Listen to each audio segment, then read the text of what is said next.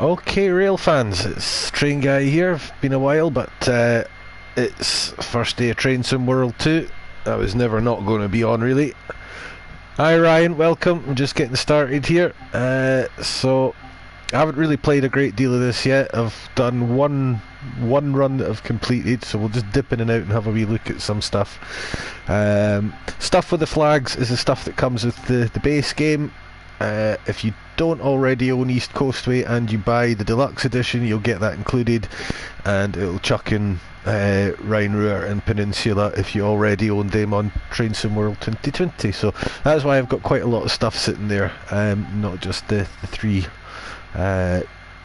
baselines. So the first one I'm really excited about is this one, Schnellfahrstrecke. I have probably spent more time on the German railways than I do on any others. So you've got your journey. If you want to do timetabled stuff, it's in here. You can see I've done one out of the 49. That number is going to get bigger, I believe, once the game's been out for a while. They're going to bring Rhine-Ruhr Austin over, and that's going to bring a bunch of S-Bahn and freight stuff, I believe, from what I've seen elsewhere. So obviously the first thing I'm going to do is I'm going to be driving the ICE. We want to see what 250 looks like, so we'll make it we'll make it look kind of how it looks outside my window right now. Let's give a little bit of wind on, so there's much more variation in the slider there. That only used to have about 8 or 9 settings. You've got much more control over it now. And I'm not going to put the rain or anything on. Oh, thanks mate, thank you, welcome to the channel, dude. This is the place to be if you want to see how not to drive trains.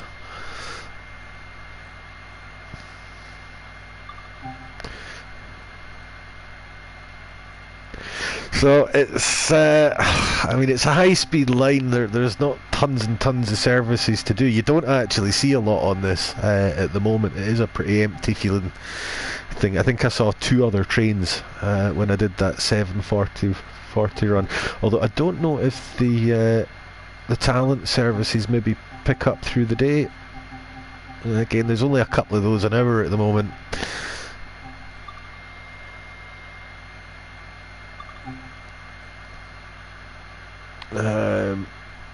I'm going to have a play around with the scenario editor at some point as well to see about getting something together with a bit more traffic on it, because I can use the S-Bahn traffic on the editor, I think. So that was the eastbound one, so that's the one that kind of starts slow and then goes stupid fast. Right, I think we'll go westbound.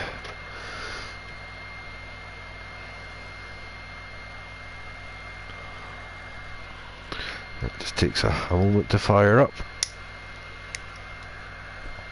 This doesn't take very long to do end to end. I have done the basics tutorial, and I did watch some of their live stream last night where they showed you LZB in action, so hopefully we'll be able to get from one end to the other without too many disasters. So first thing that's new is you get this screen with the information about the train. So it tells you your tonnage, how many cars are in the set, length of the train, some information about your route. I quite like this. This is quite useful because I think the weights and stuff are more relevant in this game now. As soon as you click on begin, that's the timer going. So to unlock the doors, first thing we need to do is put the reverser into forward. Now I am not using the new immersion control scheme. I have switched it back to classic. For a number of reasons, one of which being I'm left-handed and I find the cursor just much easier to use. If you look at that glass window there,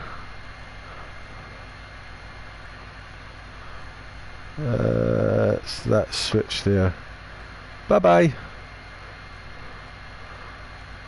And And in this cupboard here is where we'll find Zifa, PZB, and the new one, LZB. You'll notice that the tooltips always appear up here now as well, rather than obscure in the middle of the screen wherever your cursor is. Takes a bit of getting used to it, but I have to say I really do quite like it. And to turn the AFB on, we have to use this screen here. You press button 9 AFB, and then it's 1, 2, 3, 4, 5, 6. So we want option 6, which is basically the unrestricted one. You don't actually need to zoom in on that screen, you can just press the buttons at the bottom. So wait till 7:45. Clock's up here now instead of down here on the HUD. Let's just get the doors closed up.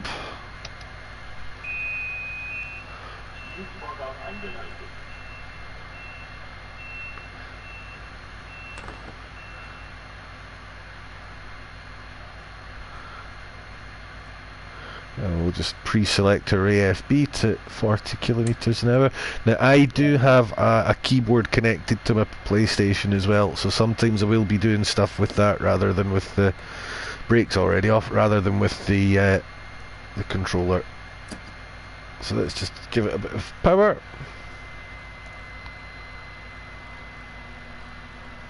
You'll see along the bottom of the windscreen here this reflection. Sometimes it looks okay, occasionally it doesn't look so great. You can usually fix it by looking up a little bit, and it goes away as soon as you go around a corner or change your sort of angle relative to the light source. I'm sure that'll be fixed though. That's not game breaking. So passing a restricted speed signal, 40 kilometers an hour. It's just to get us out across these junctions.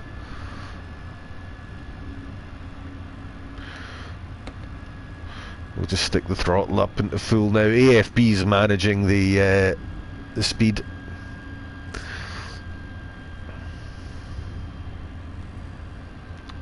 So this display down on the right here is a little bit different as well now. It's the PZB information light there, telling me I'm in restricted, flashing between 85 70.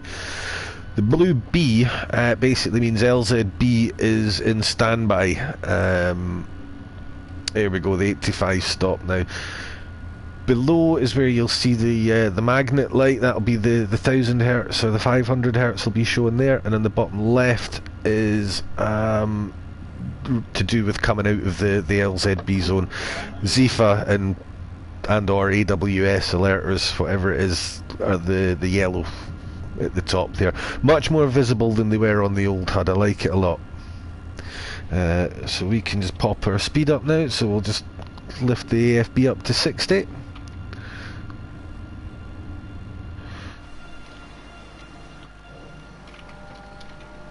Haven't got the passenger information service boards on because I haven't figured those out yet, I'm afraid.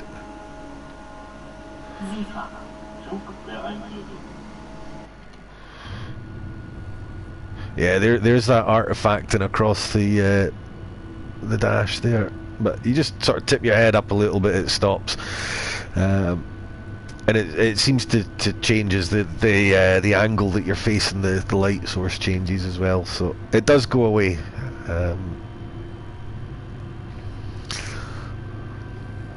Pick it up a little bit now to 80. Now there we go, that buzzer, and I didn't actually need to acknowledge it, I did that just out of instinct. That buzzer and the blue letter U down in the bottom corner here, we're now under the control of LZB. So all you do now is stick the AFB lever up into full its highest position and put your feet up. You're basically now just here to press the Zifa button.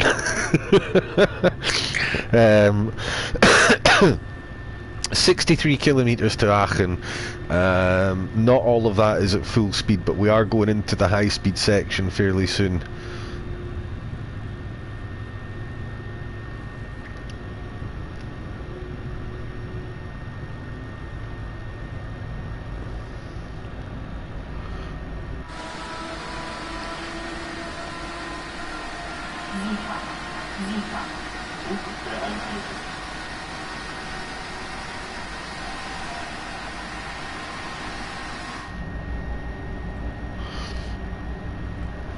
So 140 kilometers passing.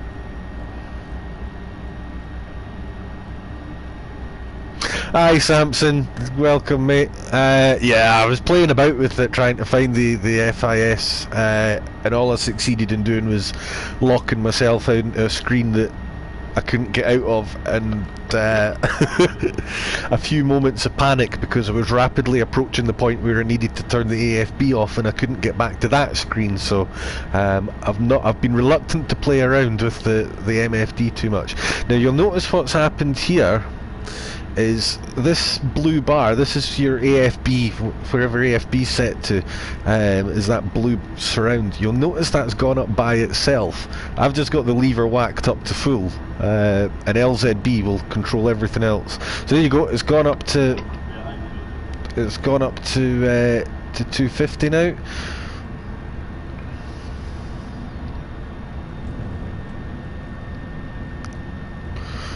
Don't need to worry about signals or anything. The train will do absolutely everything by itself at this point. You sometimes find, as you get towards the end, you find yourself, I think the way it's timed is you actually, or this happened to me going eastbound last night, I caught up to a regional express service and it was cool. The thing was approaching red signals and bringing itself almost to a stop, just creeping and then going again. It was timing everything perfectly. It was really, really surreal actually, just sitting there with the train doing all this stuff itself under LZB control. But about half the line, maybe not half the line, but the end section certainly is not covered by LZB up towards Aachen. I'm sure the last few kilometres is LZB free. It's 230 k. We're now 200 kilometres an hour is 125 miles an hour. So we're now going way past Train Sim 2020 speeds.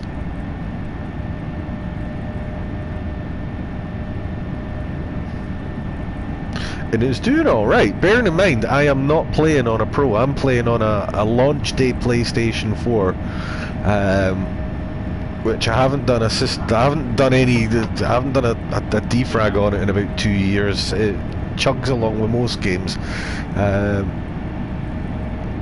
and I'm pretty sure my GPU's maybe on its last legs.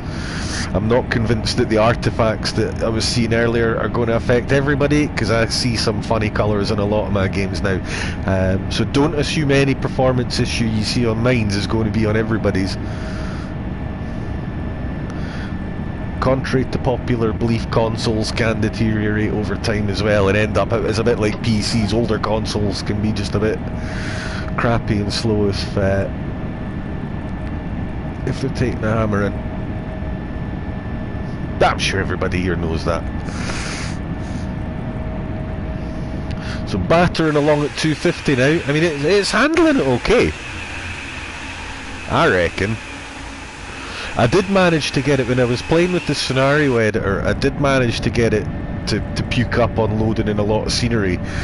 But I think that had more to do with the number of trains I was trying to make it spawn in around the same place at the same time.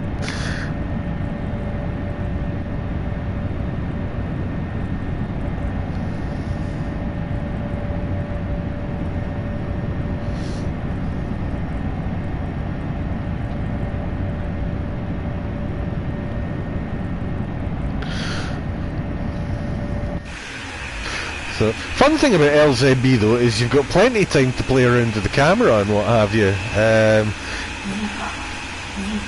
Even the wheel blur is not as bad as it was. I mean, that's still,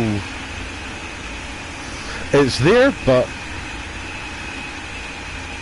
it's better. You can turn off the motion blur, but I don't like doing it because it makes everything else look a bit I'm not sure how to describe it. It doesn't look right, I don't think, when it's all turned off.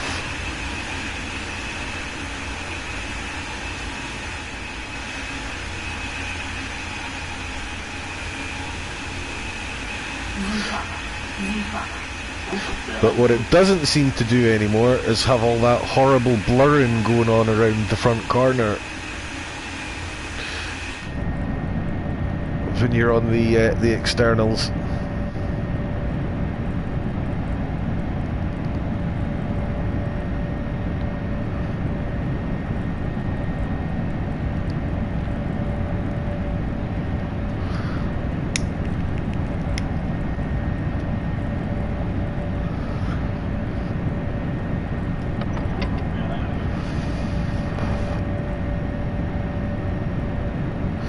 Now, I've not done East to West before. I have watched the live stream where Matt Pedalston and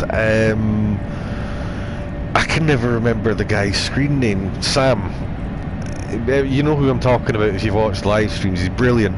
I've only watched the one where they drove it west, where Sam was using all the annoyances, as he calls them, for the first time.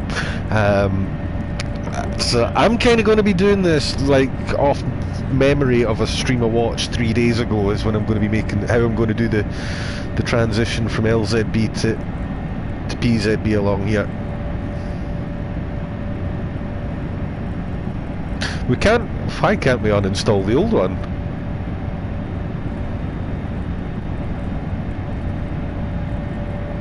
Oh, are you wanting to get your? You'll be wanting to get your discount through the store, won't you? Oh, talent 2. Ah, slow train wanker.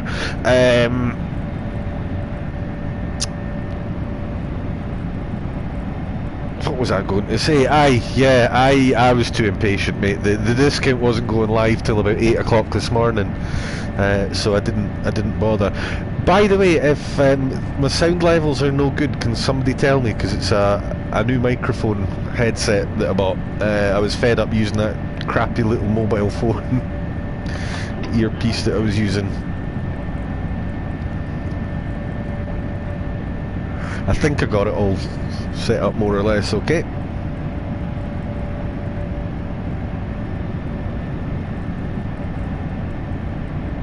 Yeah, fair point. I don't know if I'll go back to the old routes in the old game. I'd kind of burned myself out on it, to be honest with you.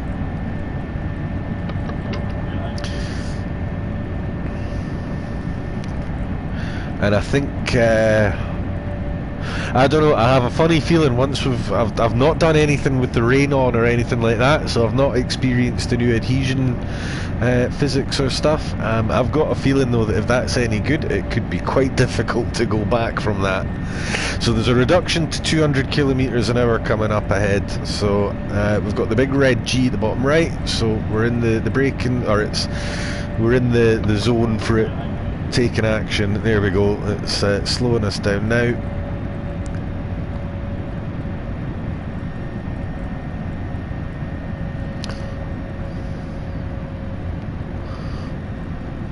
This is so bizarre. Just I'm having to resist the urge to hit the brakes and reduce the power myself, and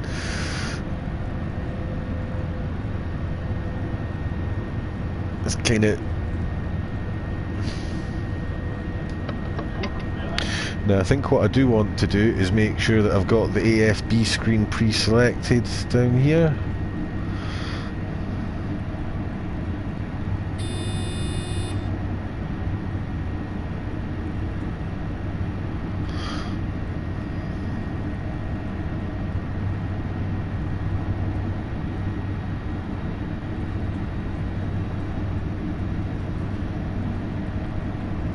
Now, if I remember correctly, when we get up to the ones, when we get to the 160, we'll get an end light appear down here in the bottom right hand corner. If I remember correctly, what you need to do is release, PZB release, not the acknowledge one. You need to PZB release it, close your throttle, turn off AFB by pressing button 1, close that lever back to 0, and then I think you have to then restart AFB, if I remember correctly. We shall find out very shortly. The dovetail streams are brilliant. Is Sam a bit rude sometimes? Do you know what? I'm a bit of an arsehole sometimes as well. I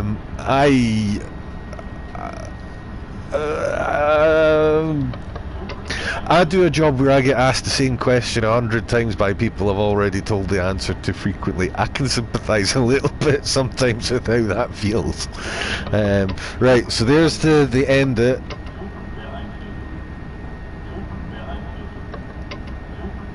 So what I need to do is close the throttle, AFB off, lever back to nothing.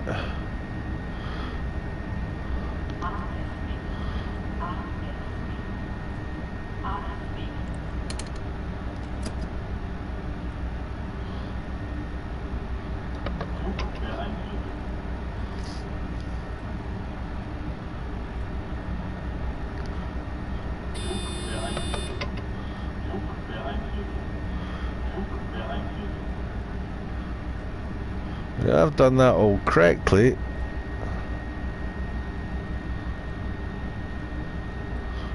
Something's gone wrong because I'm not getting any power. Oh, I don't think there we go.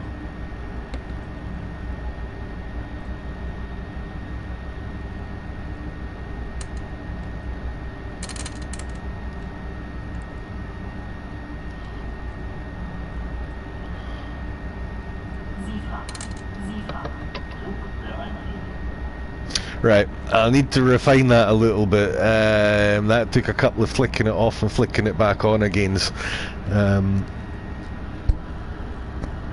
This is not going to be of. This is not going to be like my usual streams where I'm telling you anything, or at least trying to tell you something useful. This is just me figuring shit out as I go. Expect mistakes. So it's 160 the rest of the way tops. We're back on PZB territory. It feels quite pedestrian, it has to be said, after the that fast section back there.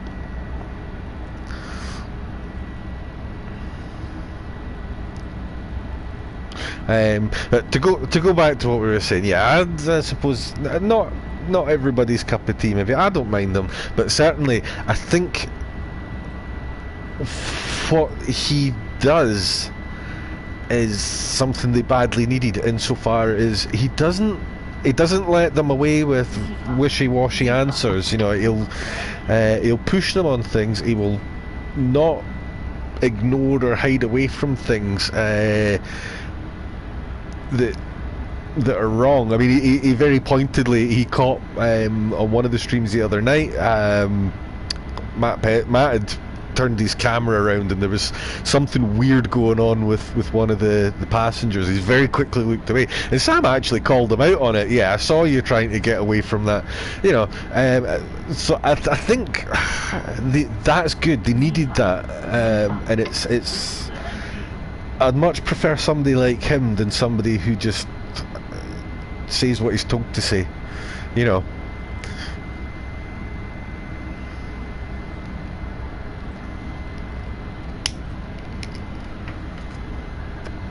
But like I say, I mean, I'm one of those people. Some people do find me a bit abrasive, especially in real life, so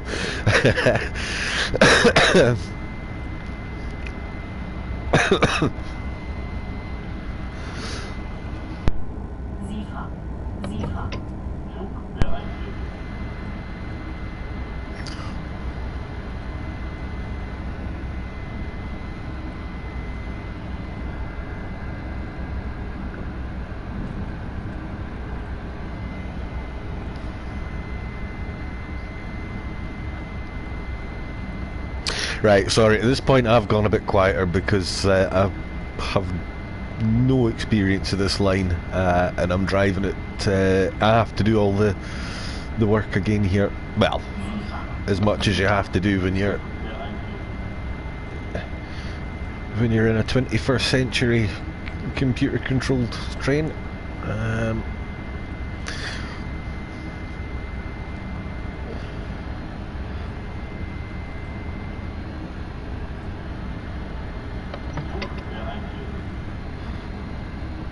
The Chosen One 984. Hello.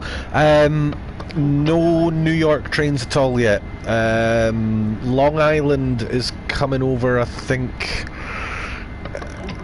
Oh, I can't remember when they said. I think it's September or October or something that we should get those.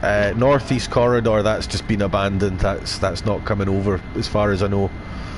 They've said outright they've no plans to transfer that one. Sorry. I don't know what I'm apologising for. I don't work for them. It's nothing to do with me. But not the answer you're probably wanting to hear. Nonetheless.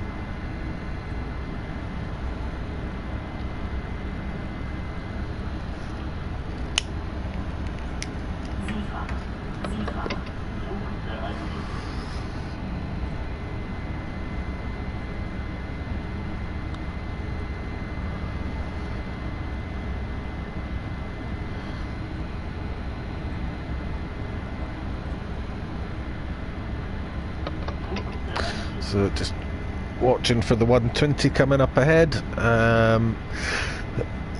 Does feel fairly empty. I think we've only maybe seen 2 trains the whole time. But as I said before, that is something that they have said. Oh, I should have probably reduced that earlier, actually. Sorry, traffic levels are something that they've... Oh, what have I done? Oh, I've missed a PZB somewhere. Fuck sticks.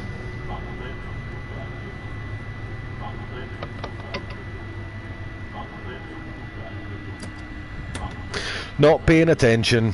Oh. Well, that was always going to happen, wasn't it? So just release.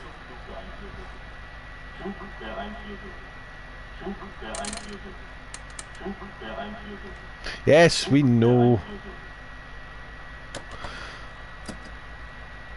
It repeats itself an awful lot, this train. Why is that locked out?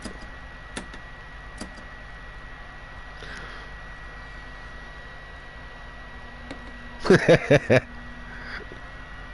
have to have at least one PZB stop a stream, man, or it's not a proper stream. Oh, blinds. Stuff to play with. Ooh. Oh. Ooh. How Concordy. That's what this reminds me of. Without the big vertical arms. Right, I think we can just ramp it back up here again.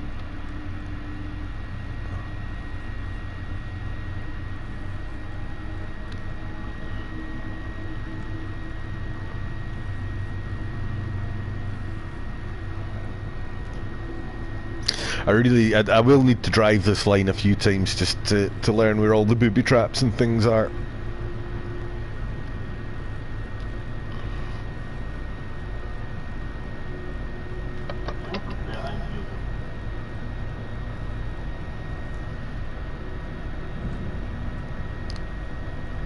I suspect it was a simple case of I missed a speed limit sign or a signal.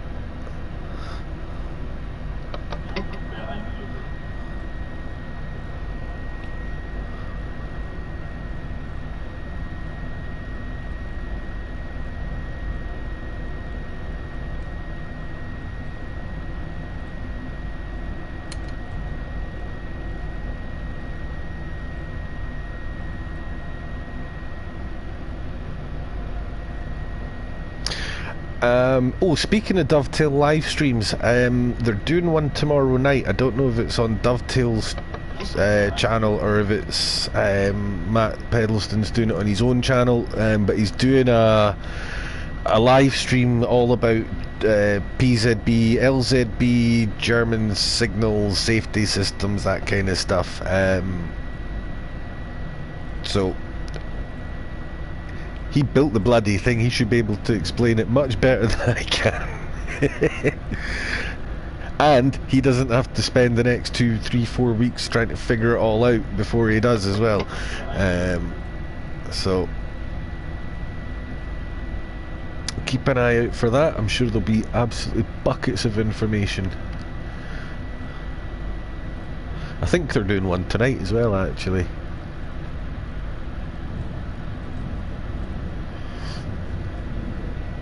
Right, should really be paying attention to what's in front of me. The sound effects are nice. I like you can feel the bangs and the clunks as you go over the joins in the track, but it's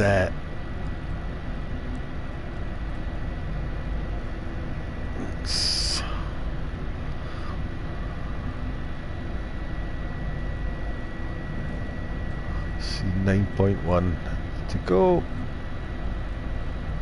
Don't know if that's track miles or in a straight line.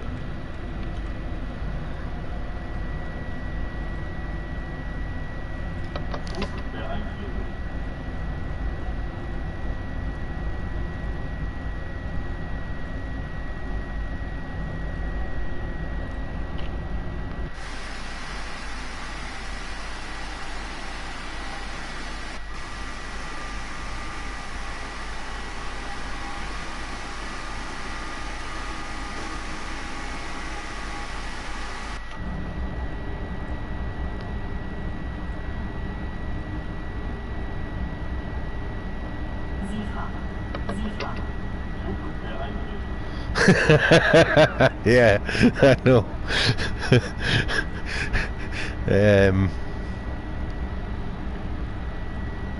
To be fair, he has a lot of what I know about it. I know from watching the Matt Plays TV streams, because he'll always talk about it whenever he's playing it anyway. So, in one way, all that information they have given you already, or they have given it to us loads of times, but they've never gone out their way to just like, right, this is a video about PZB, watch this.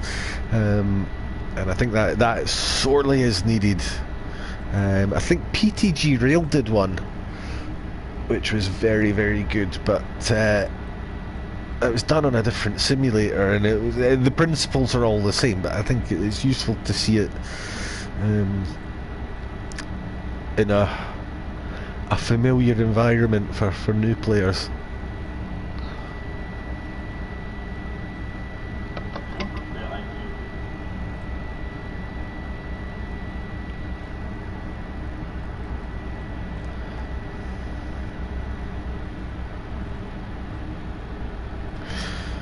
Right.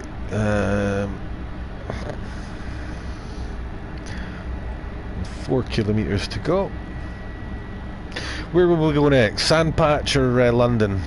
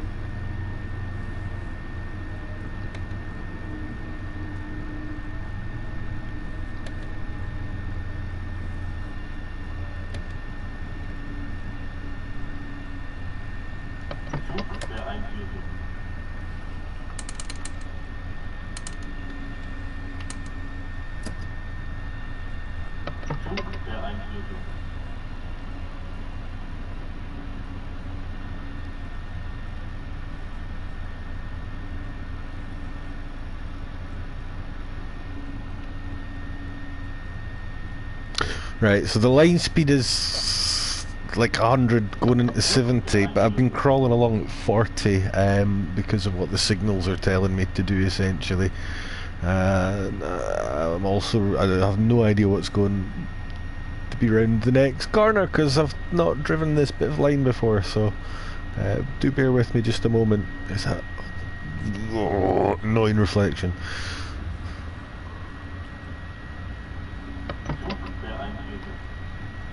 Complained about the reflection a lot, but I do have to say that that's not indicative of how I feel about the overall thing. It's bloody brilliant, and that was great fun.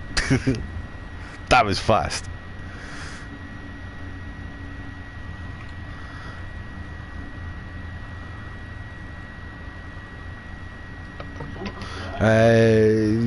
Keyboard extra functions. Not so much. It's not so much that you get extra functions. It's just easier to access a lot of them without having to fart arse around with a cursor and what have you.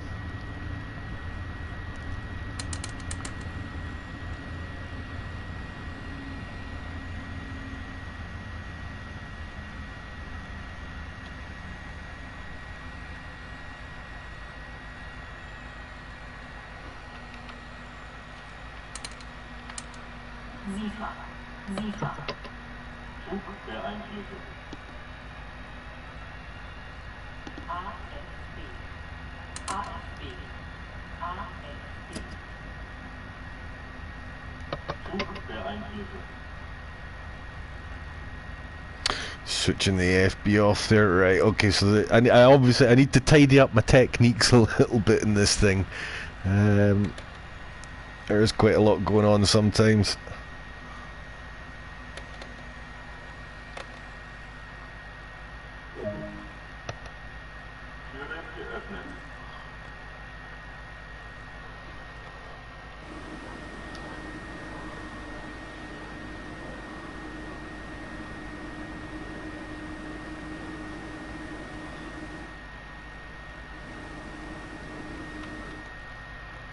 That's what we'll do. We'll go for a little walk down the train while we've got the thing open.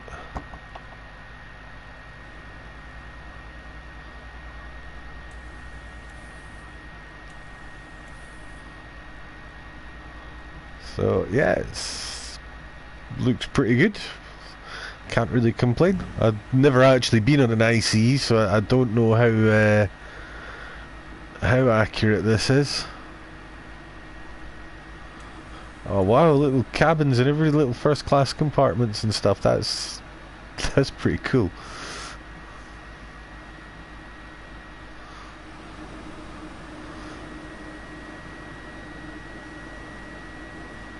Oh, up the steps. Let's go and get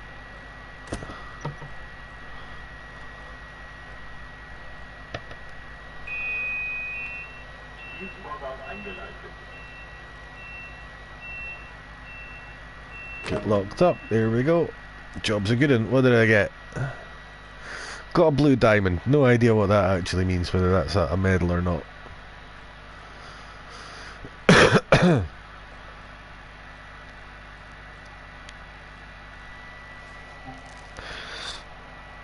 Yeah, I was hoping to get today and tomorrow off, man. I need to turn up tomorrow though, but yeah, made a last minute decision actually to take today off. I was kind of ambivalent about this game until a week or so ago when I started watching all the streams, and I thought, oh wow, actually this looks really good. Yeah, time to go back.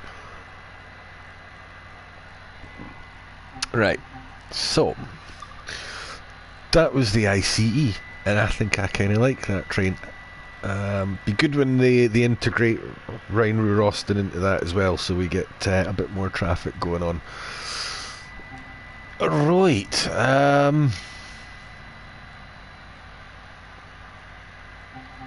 Aye, let's have a look at the underground. So again, I'm just going to do a timetable service. There's 200 timetable services, and that's going up at some point apparently. They hit a snag with it's not the signalling that's the problem, as I understand it. It's like the AI dispatcher who controls the signalling. That's the issue. Hey Chris Hart, welcome man, thank you. What have you missed? You've missed me breaking the ICE3 once already. It was going so well till, as always, I stopped paying attention. So, about to have a little look at the Baker loop. Again, all I've really done is I've done the tutorial, so I know how to get the thing moving. I did a little bit of a run last night and discovered that it's incredibly brutal timetable wise. Let's see, where will we do? Can we do Elephant and Castle?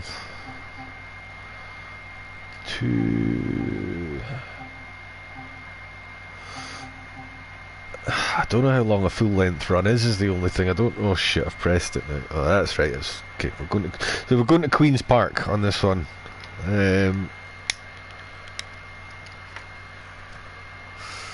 I don't know the London Underground, so I don't know how much of the overground section and how much of the underground section I've just picked. Queen's Park is an overground station, I think. Is that not the point where it switches to an underground maybe?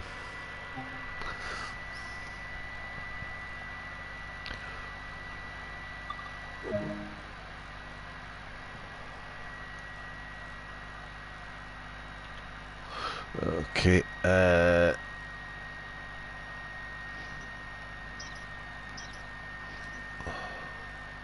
so there's a key down here somewhere that you need to put in, and then you need to turn it on. We want that on. We don't want the tail, we don't want that. We want the gauge lights on. What did I just turn off? We want the destination on. The gauge light on. Now, let me just... Oh yeah. Fuck.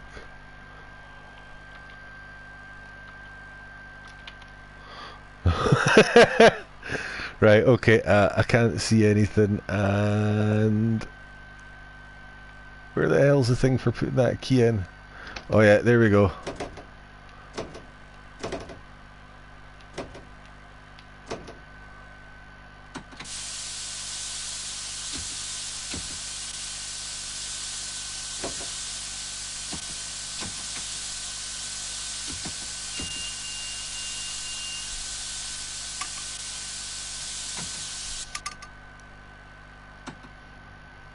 Right, let's get going.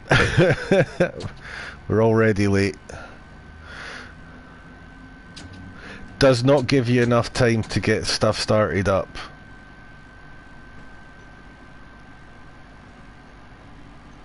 Doesn't give you anything close to enough time to get started up. You're already a minute late before you even get moving. I think that needs to be addressed. Performance issues, alright Stephen. Performance issues, not really found anything game killing so far. I've been getting some artifacts on my screen under certain light conditions that I think might be because my PlayStation's ancient. I've not found anything that has absolutely killed it for me yet though.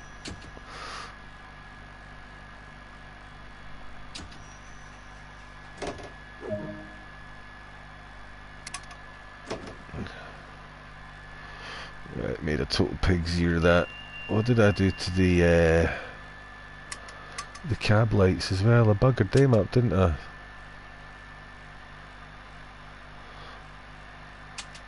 Right, that's fine.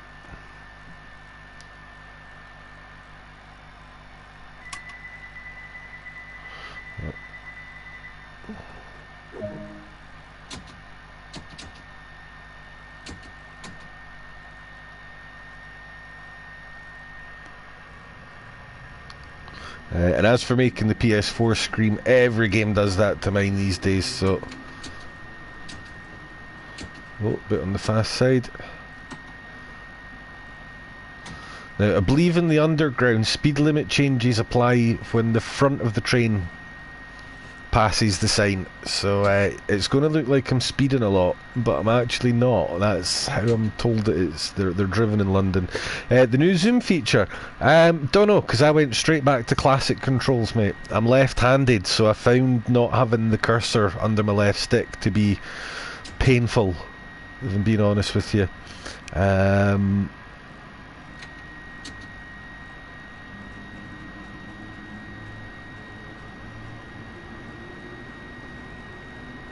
Replaced, I didn't say with a brand new one.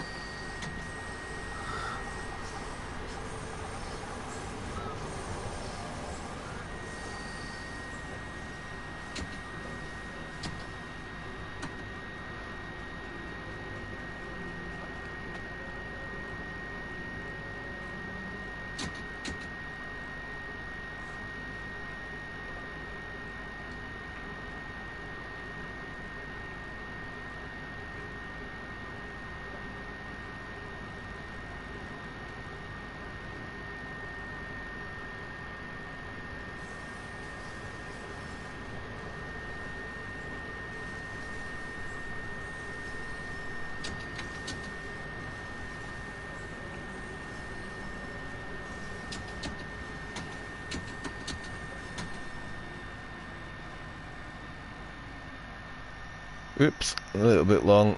Yeah, I'm going to need some practice on these things. No shard on the PS4 version, less passing. Well, yeah. I don't know. I mean,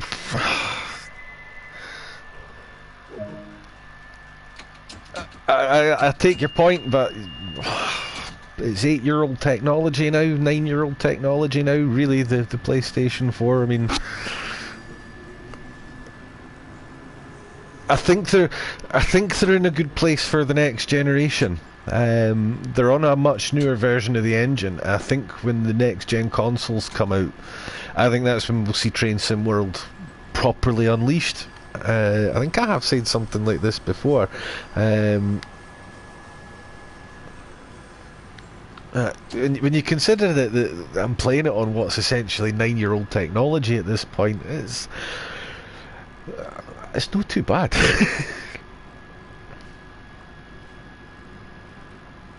I agree they could probably have done more to optimise them for the Pro versions of the consoles, whether it's PlayStation or Xbox. I'll give you that much, but that's a decision that they obviously had to make. They've only got so much money to spend, they have to decide where they're going to spend it. But in terms of performance on the OG machines, for what it is, it's... I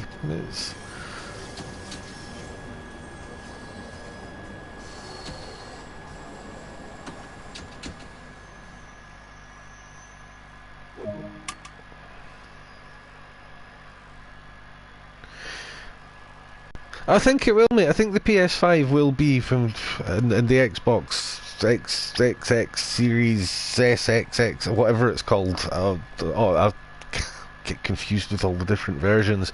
The next gen consoles, I think, are when we really are going to see this thing move forward in leaps and bounds.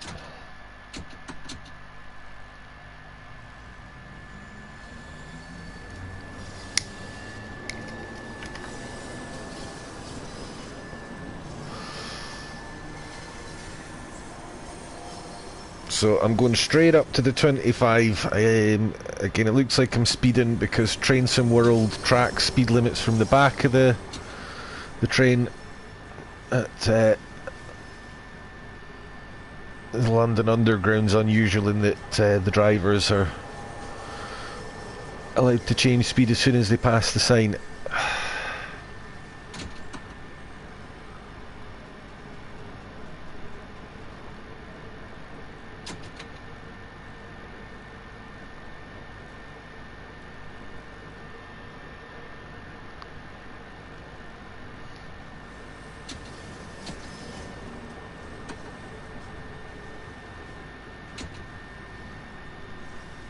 It feels faster than it is because you're so low down, and it makes it really difficult to judge. Oh, not that door. Idiot. Just opened the doors onto the... Oh, tube. Ah, see what I did there.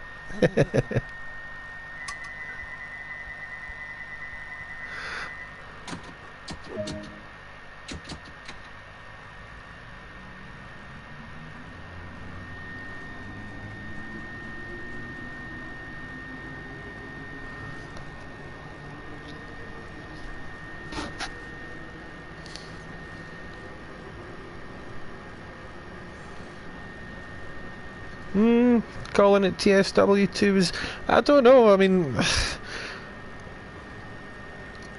Going from one version of Unreal 4 to another version of Unreal 4 can still be a pretty massive jump, depending on what version you've gone from and to.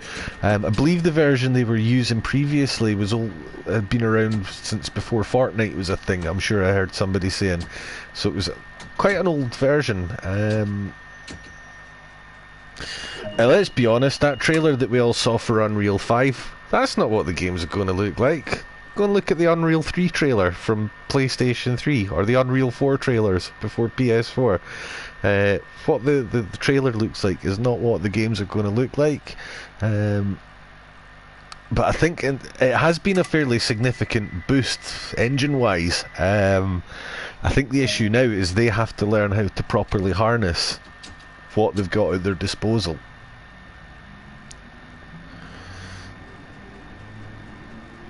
And generally speaking, as far as I can see, the signs are that progress is in the right direction, the direction that we all want to see them taking.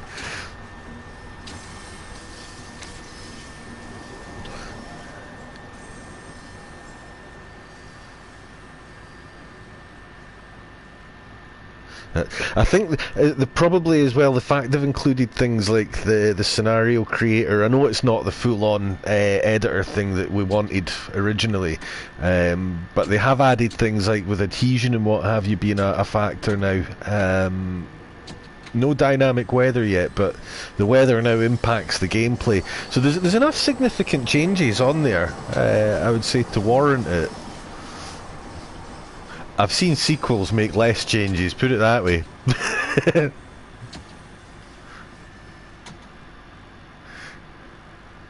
Anybody who buys any annual sports game, and I'm in that number by the way, will know exactly what I'm talking about.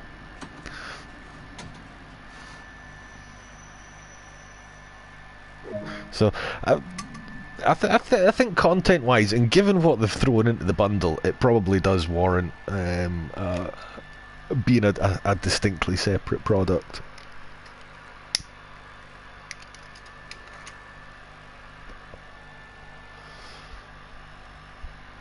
Oh, Locky. Getting ever further behind time. I do need to refine my startup process so that I'm not spending as much time at a standstill at the beginning, because I was nearly a minute behind before I even got moving.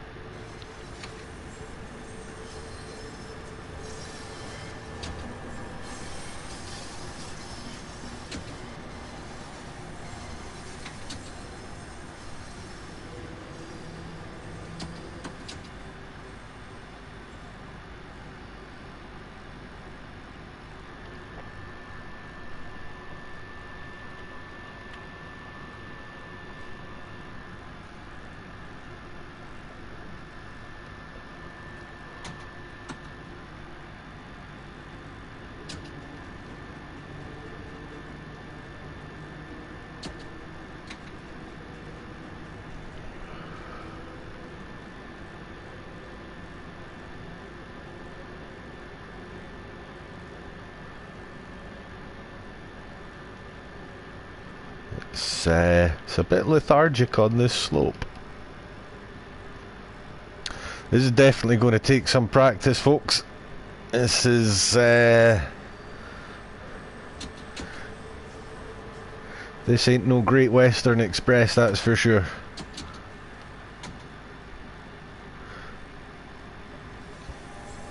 Great package, but not the most challenging one that there ever was. This, on the other hand, is going to take quite some time to nail, I feel.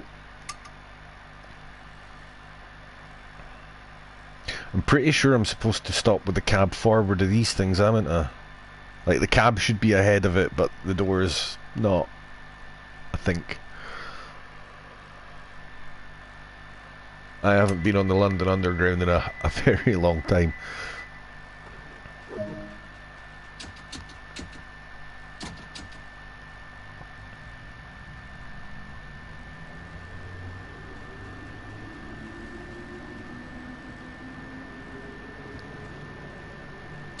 Surprised at how low the speed limits are as well in here. I had no idea that it was that slow.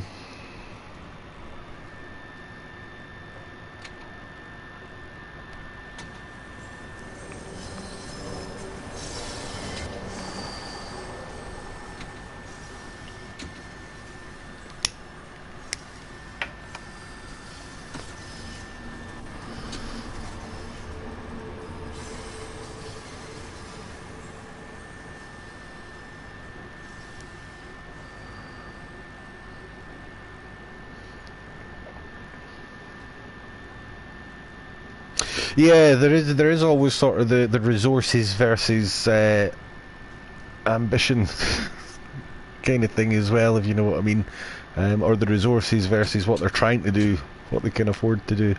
I mean, I've been playing with simulators, flight simulators mainly, but the market works the same way. I've been playing with sims since they started being a thing in the 1990s. Considering what we were used to in the past, by the standards of some companies that used to operate in this sphere in the past, I have to say Dovetail are not anywhere near the worst that I've ever come across. And the sim market has always kind of been a bit trying to push the technology beyond what it can realistically do sometimes. Was ever thus, I'm afraid. So maybe I have a slightly higher tolerance for it, is what I'm trying to say, than your average punter. I can understand why people sometimes feel the way they do about the value they're getting, and you know, the what's achieved versus what people think should be achieved and things like that. I understand where a lot of those opinions come from. I maybe just have a slightly higher tolerance for it because of my gaming background.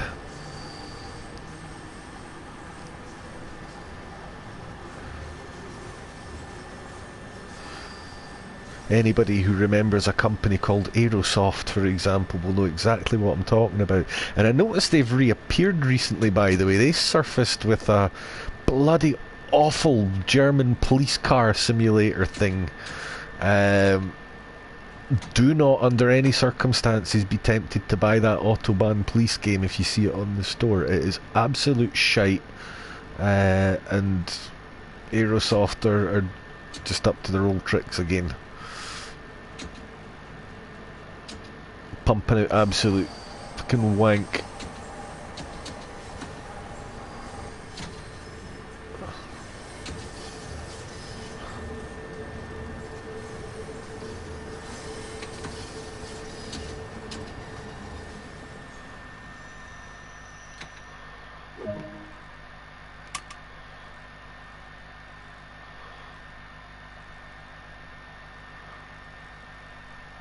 So there's the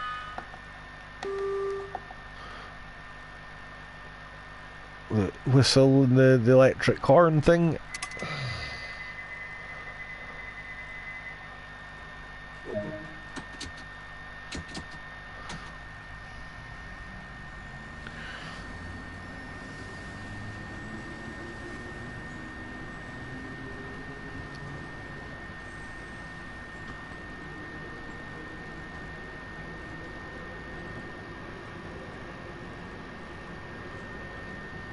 Oh no, avoid like the plague, mate. It's absolute cack.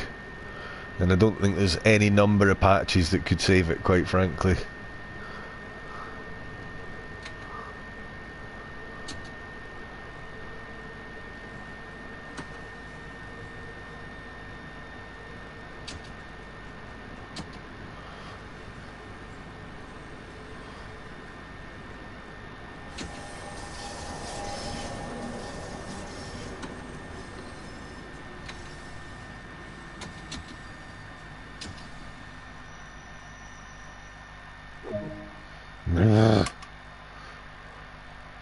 I think I'm supposed to have that screen kind of lined up basically with my window. I'm supposed to stop where I can see those, haven't I?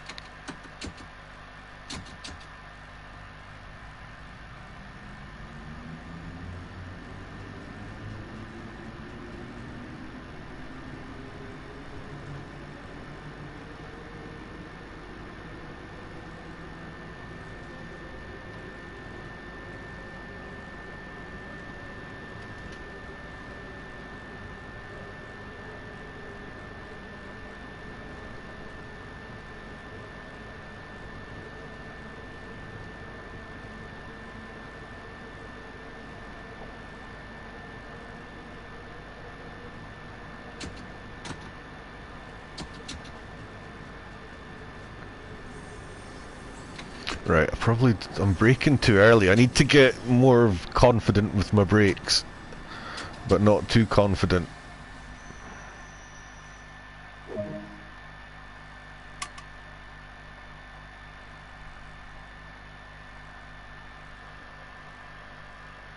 That's more like it.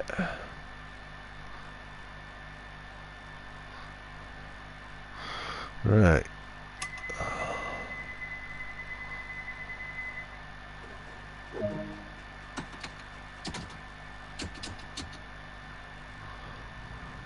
Oh, Paddington. Sure, I've heard that name somewhere before.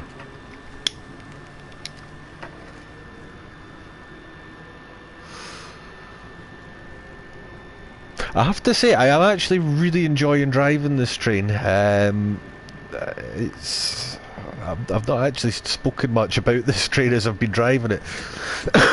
It's not what I was expecting. I'm surprised by the low speed, although it feels quite quick. Again, because you're sitting so low down and so close to the tunnel wall, I suppose.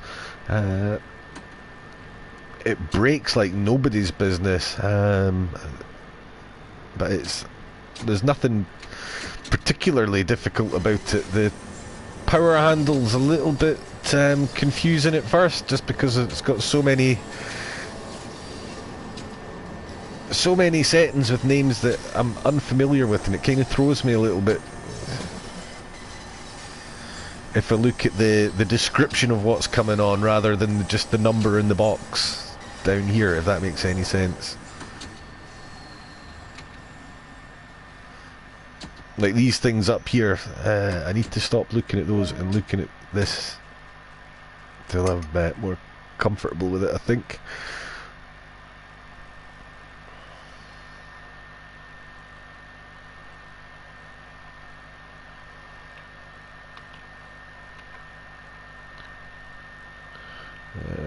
Oh, right, not got time.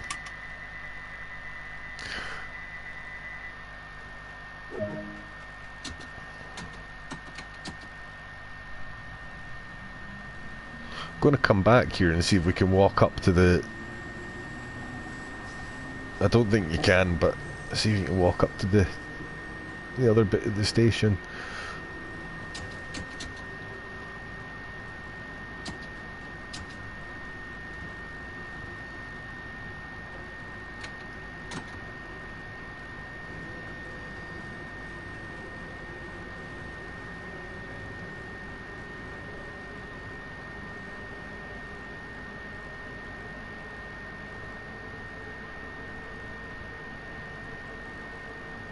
I've just realised I've got my signal aspect ratio turned off, and I don't actually know much about underground signalling. I'm assuming that if I can read the surface signals, I should be okay down here, but I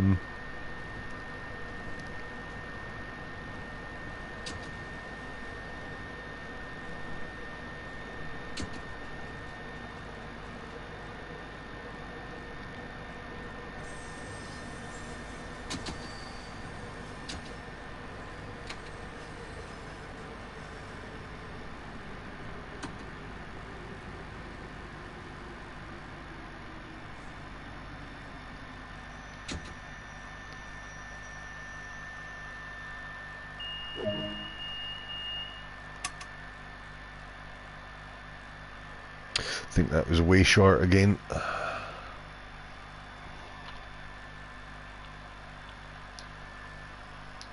Ah, right, so they've done something to the cameras in the tunnels. Need to remember that.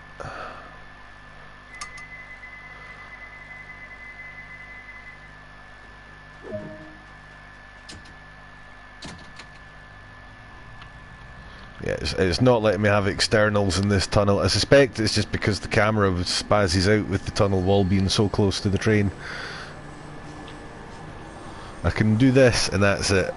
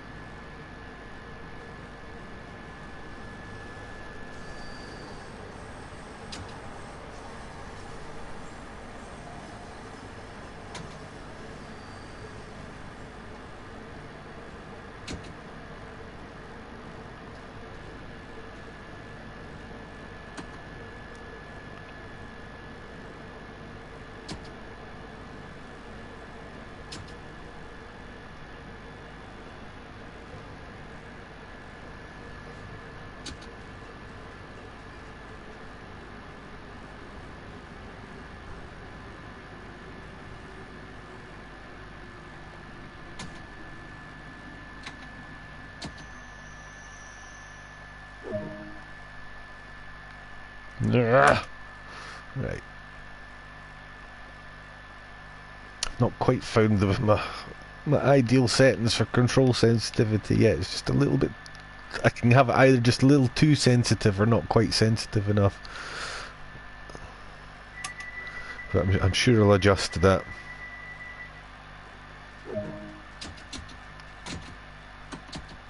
Right, Kilburn Park. I think we're getting pretty close to Queen's Park now.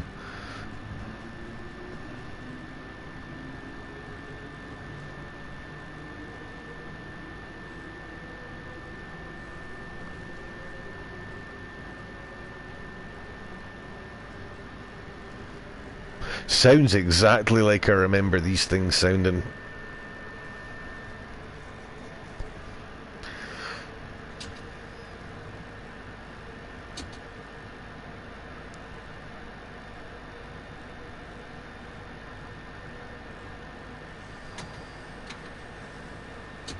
I've not actually lost that much time once I was underway. I mean, I'm about a minute behind, but that was consistent from the get-go, because it gave me no time to get anything done before moving off. I think what I need to do is try and sort of get moving and then a quick setup on the fly.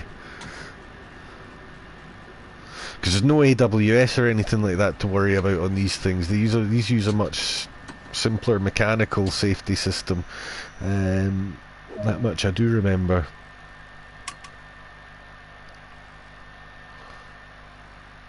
It's simply, if there's a red signal, there's a metal arm will stick out just underneath the signal. It'll hit the trip cock on the brake pipe as you go past, and you'll come to a sudden stop. Because all the air is suddenly let out of the system. No driver input required. There's no alarms, there's no warnings, there's no devices checking the signals ahead, anything like that. Purely mechanical.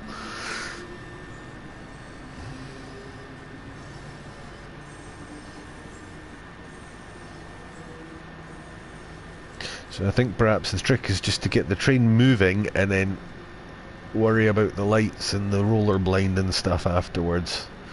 We'll give that a go next time and see how we do.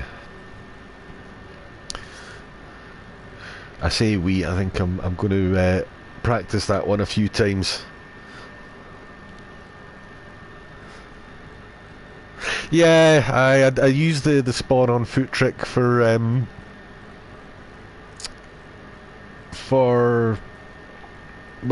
Peninsula Corridor because it was the only way to do a full setup on both ends of the train, and you had to do it on Roos ignored after one of the patches if you wanted the cab car or the back end of the train set up. Whoa, speedy, speedy.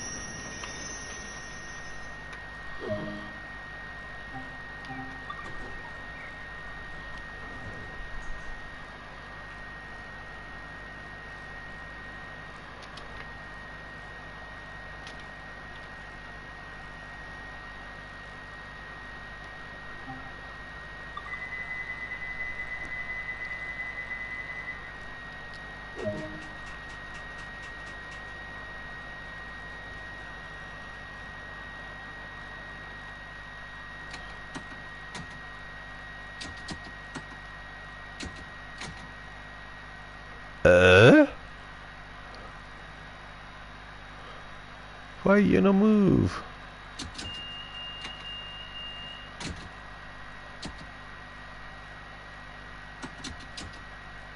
Okay, it is definitely up ahead of me. I have to go, isn't it? Right, so the siding signal's clear. Everything's locked.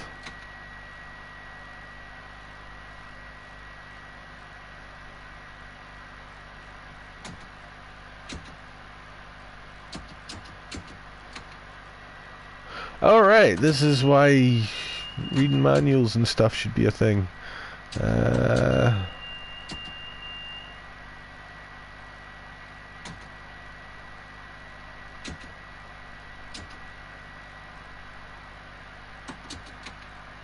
What have I done?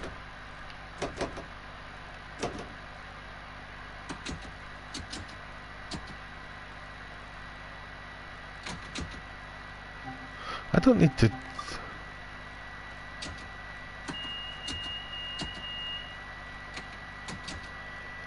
Huh. I have no idea what I've done there.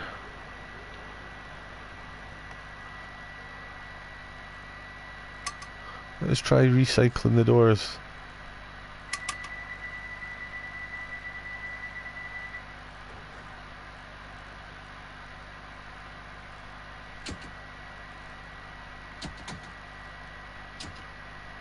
It's like I've got no power. But I haven't pressed anything.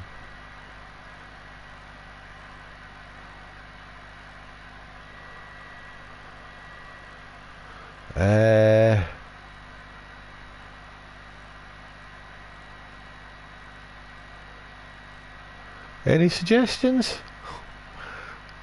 Everything seems to be it's that speed control cutting. That is okay.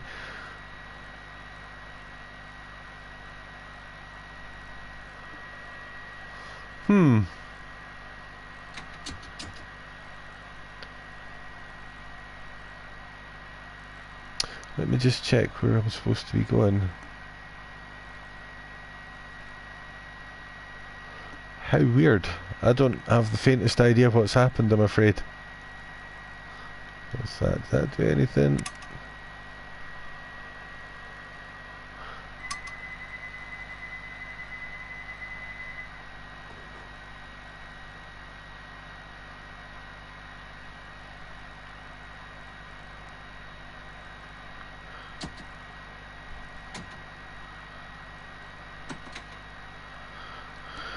Hmm.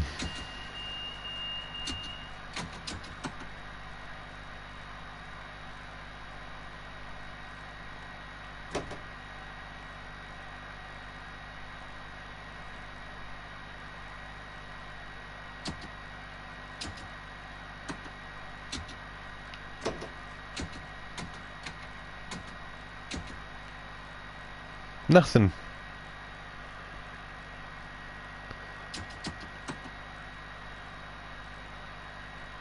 Right.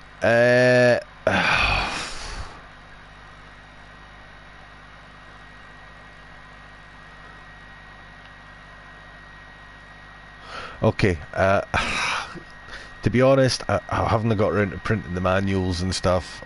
I don't even know if they're available yet. This could be one of these things that I'm supposed to do something fairly specific that I'm not aware of. I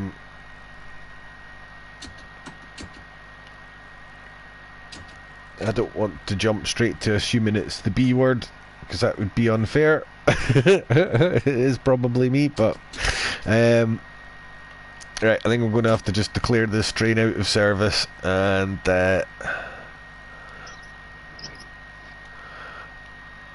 aye, bugger. Okay, well, let's just I will go for a wee wander around, just see what's... Ooh, can you go up here? No. Right, so I'm probably going to bring the whole thing crashing to a halt anyway, with this train now stuck on this platform. And the points are all set and stuff. I have no idea why we couldn't get moving again.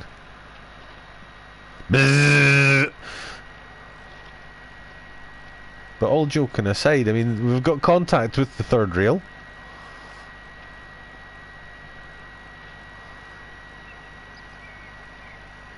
There's another train now waiting behind me to get in. Sorry, pal.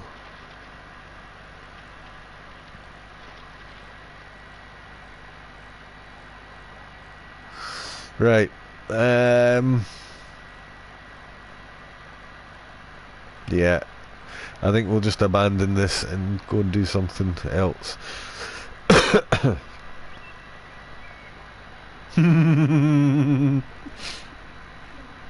So there's another train stuck behind me, can't get in now.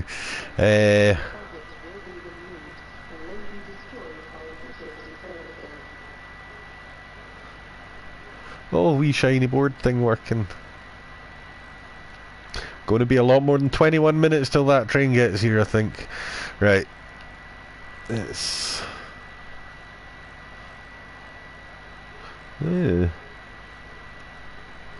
featuring the hit singles Noise and Static.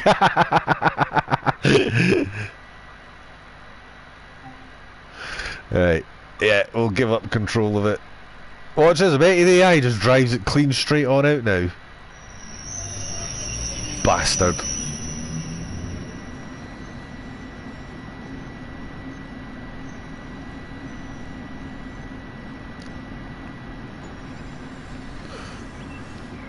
Right, so it was clearly not a bug, it was clearly something that I had not done correctly.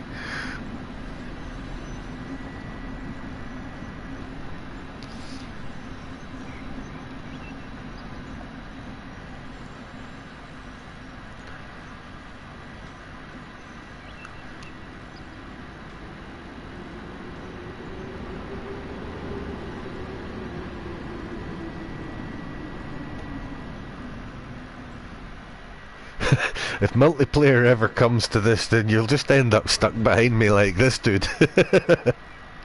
I do things like that quite a lot. Let's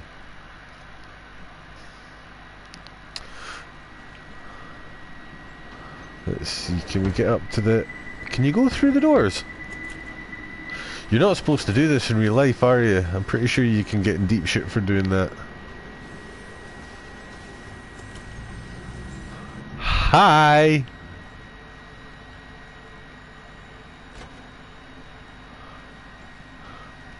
Oh, can you not put the second man's seat down?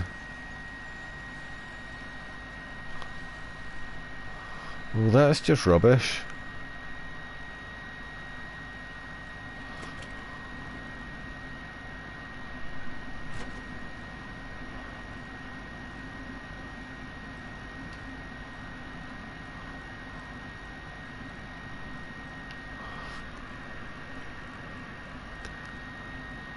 Hey, let's go for a ride on the train.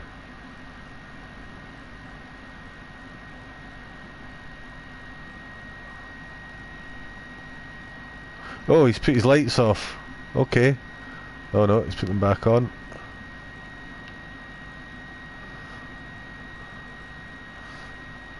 Huh? Is this something that happens a lot on these trains?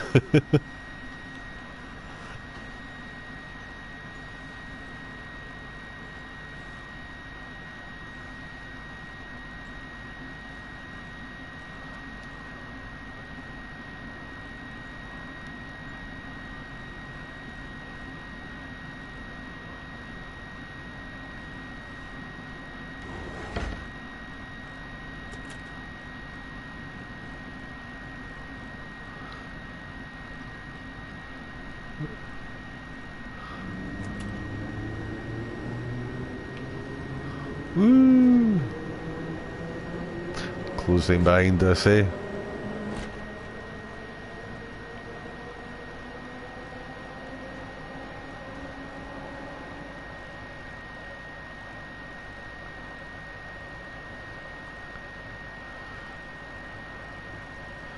Ah, cool.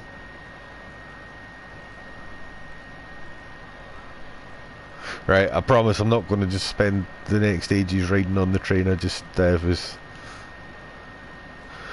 curious about what the view's like more than anything else from in one of these things. I actually don't get to see a great deal of what's opposite you. You probably see more just looking over your shoulder.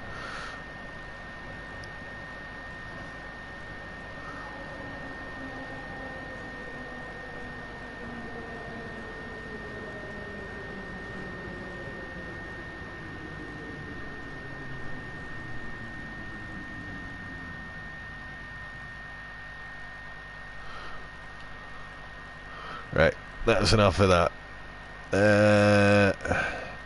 Aye, so that was the London Underground driven very badly.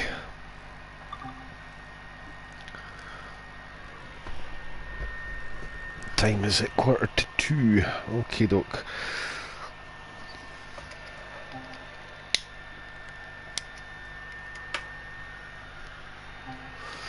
Right, only one we've not had a look at, isn't it? Sandpatch. So I have had a little look at this and figured out how to get the train kind of set up and started. It's basically the same as what we've been doing before. It's just you're using a computer screen to do it now. I think though I do really need to go and get myself something to drink and a quick comfort break before I do anything else, because I have been sat at this for a wee while now. So I'm going to go quiet for a minute. I'll be back. Let's say a minute. I probably will be closer to 5 minutes plus, and then we'll have a look at Sandpatch. So smoke if you got 'em, guys. We'll be back shortly.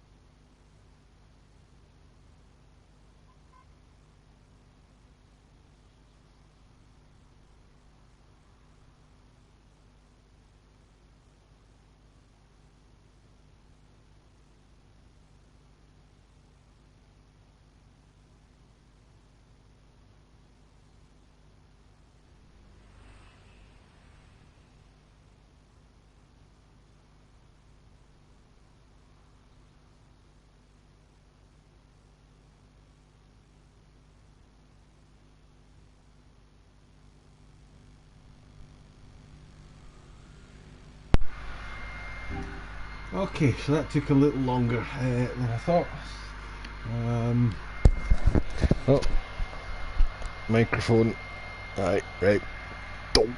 Yep, took a little longer than I thought. Sorry about that. So sand patch grade. Let's make it no, 4,000 ton freight trains are not the trains to start playing with adhesion levels on, methinks. Let's give it a bit less cloud, bit of a breeze, and of course it's going to be the 4400 in it.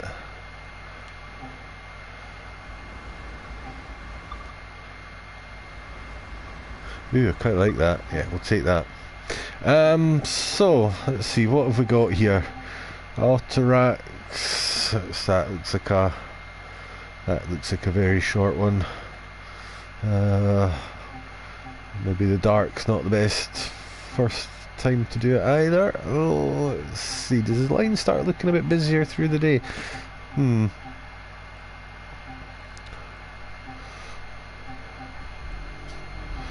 Things like loading coal and stuff, those sound like they might need some practice, if there's any special equipment or procedures to learn. Let's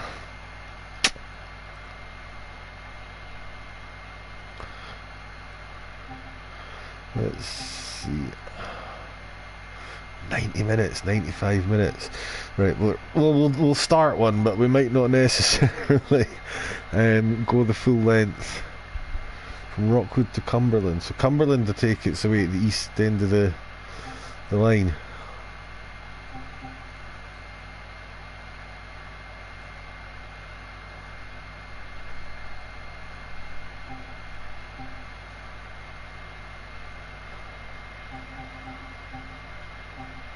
So what's actually down at the east end of the line then?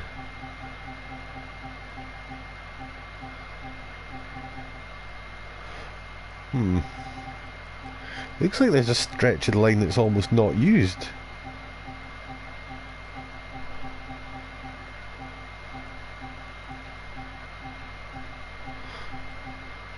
That shall be getting investigated with the scenario editor later on, methinks.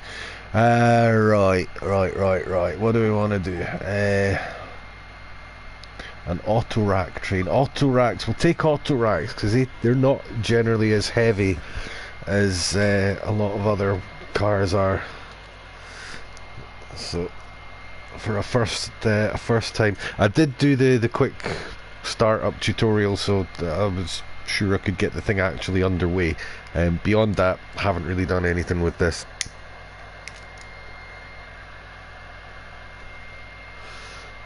It's basically the same as the other trains. So again, you get this little screen at the start. So in fact, the auto racks are not that much lighter because it's still a 4,500 ton train. 52 units altogether in the consist. It's 2 locomotives, 50 auto racks for just under a mile in length. So let's just check. Let's put the brake into full service. Put the independent brake on. Going to release the automatic brake to minimum reduction. Now, to set the brakes before you release them, it's this screen here. You can either zoom in towards it, or if you're using the classic setup like me, it is the engineer's main screen. And what you want to do is you want to click each of these buttons here corresponds to the button below. So the bottom row are the numbers 1 to 9 and the top row are F1 to F8. So to access the air brake, press 1. You want to set it to cut in with F3, and you want to set your independent brake to lead, and then press F6 to change it. You'll see that the F buttons I'm pressing correspond with the lit up blue function I want to carry out here. We've now saved the changes. and we can just exit out of that. That's the equivalent of turning the little key down on the pedestal thing there to the left on the older trains that we're used to. So over here is the headlight control. So we're the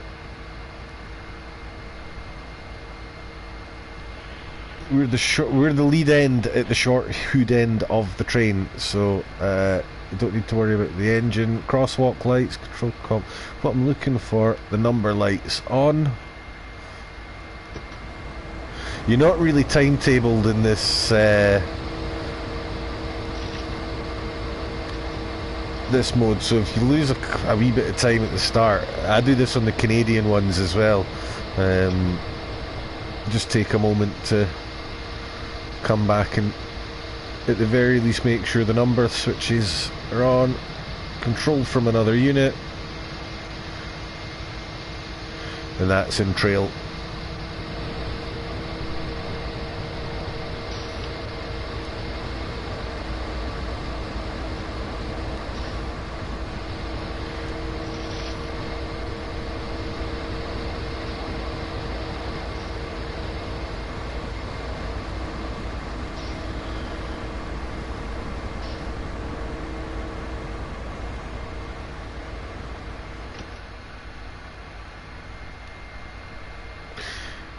And what I am going to do, because I have never driven along here, is very quickly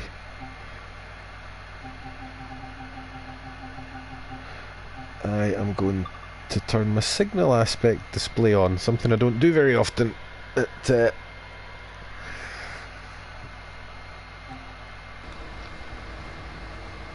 I'm not 100% confident in my ability to read the signals up here because I don't even know what kind they are.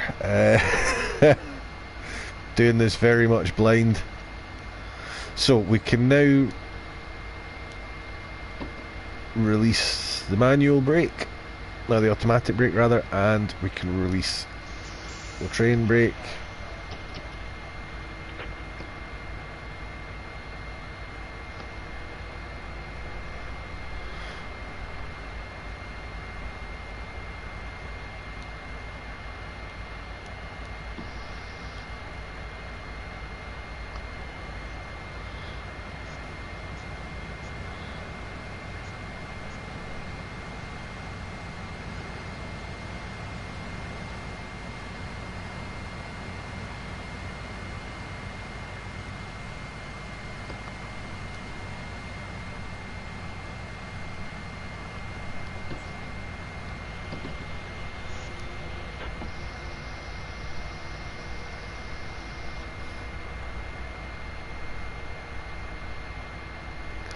Huh.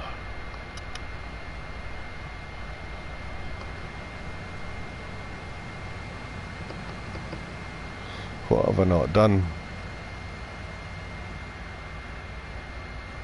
Right. Let me just check on the engineer's screen.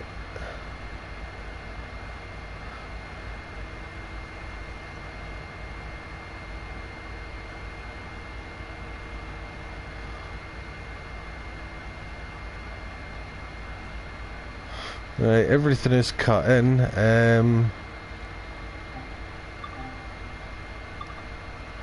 What did I not do?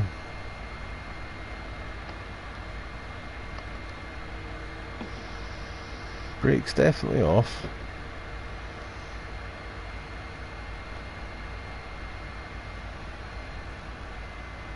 Ah! I know what I forgot to press. So on the control switch console, I forgot to turn the generator on.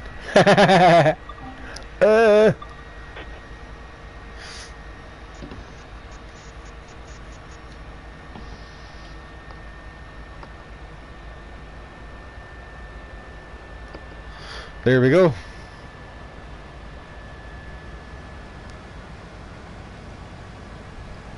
Do I think it's worth it? So far, yeah, man. I mean, I paid 25 quid for this. It's one route normally.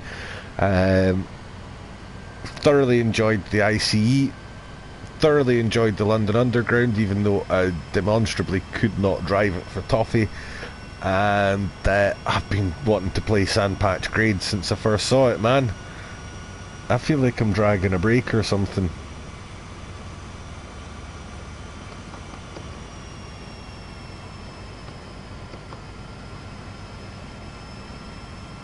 Or is it just because we're going up a hill? I think it's just because we're going up a hill.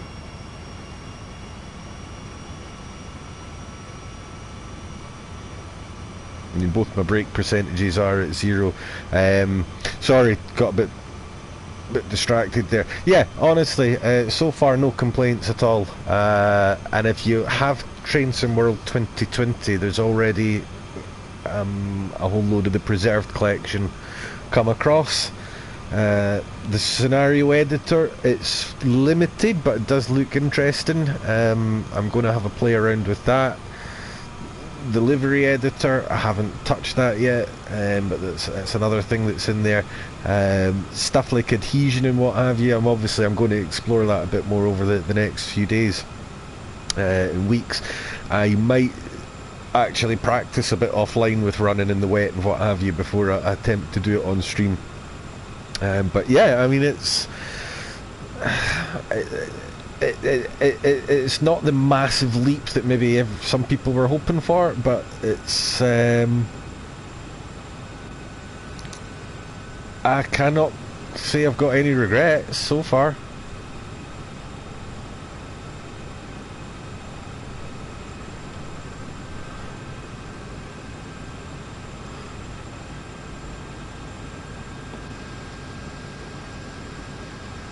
Just checking the bail off because it really does feel like it's dragging a break, but then again, it's a 4,500 ton train, and they have tweaked, although you can't see a lot of visual improvements as well. Something that they have spoken about a lot is the scripting, and a lot of the under the hood stuff has changed. Now, one thing I would say about these big American trains was that the only other line you could really play with the CSX stuff was New York, whatever it was called. And honestly, even those big long trash trains that you drove, you get a loading screen when you go to the back. That's how long the train is. That's 50 cars away long. Even those big long trash trains in NEC, they felt really light and responsive. They didn't feel like big heavy trains. So I suspect a big part of this is we are going up at a slight gradient as well. I suspect this is just, it's sluggish because it's a 4,500 ton train. And it feels like a 4,500 ton train. I don't know how well you can see it on the stream as well, but the cab sway and the vibration there's a lot of it going on, but it does actually sort of look like what I have seen. Certainly if you watch externals of trains coming down these kind of rural American lines, you often see them rocking and bouncing. There's a fair amount of that going on.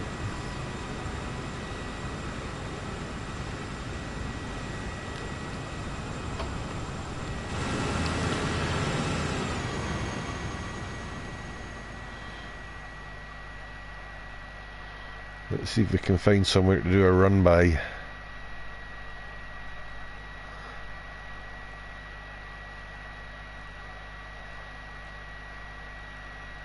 This just looks like a very, very long corner. Right, okay. Oh, a marker that's fallen over. You could get out and fix that if you wanted to, but we're not going to. Right, we've got quite far ahead of the train actually, I think.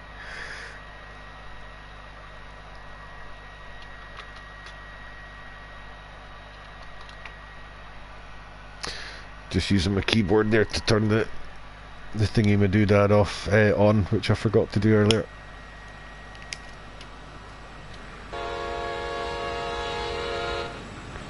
The bell is no longer tied to the horn.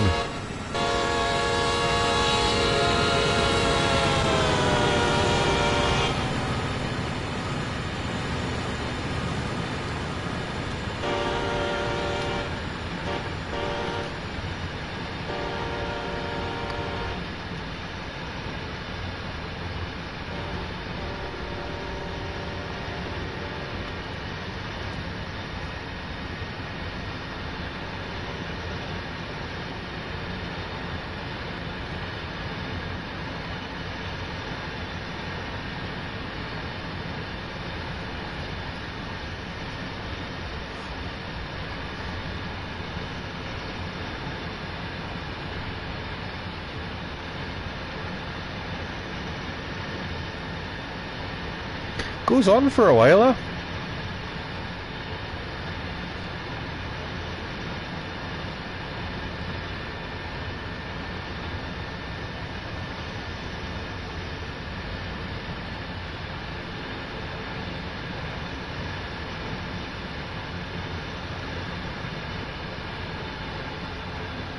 So the trains are definitely longer this time round. Yes, this is the old CSX heavy haul, that's correct.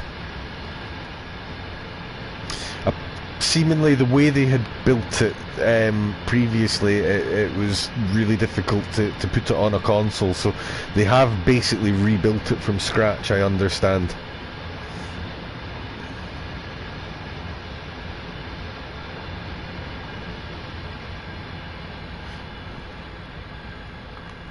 So yeah, that again, we're that far behind our actual train, we need to wait for a loading screen to get back to the cab. Right.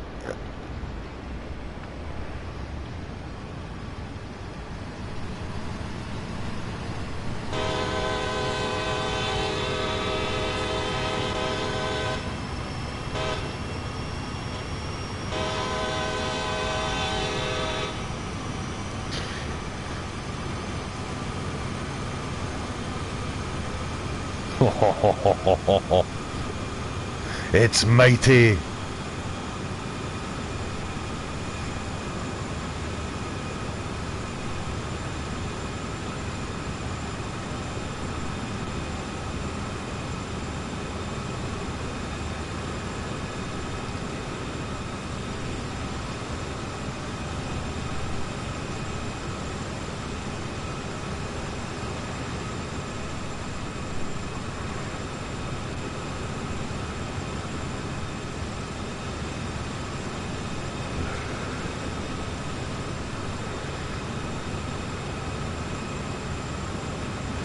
Oh mate, this is, do you know what? This is the first time I've actually gone more than 100 yards in this locomotive. Like I say, all I did last night was made sure I knew how to prime this little computer thing to make sure that I had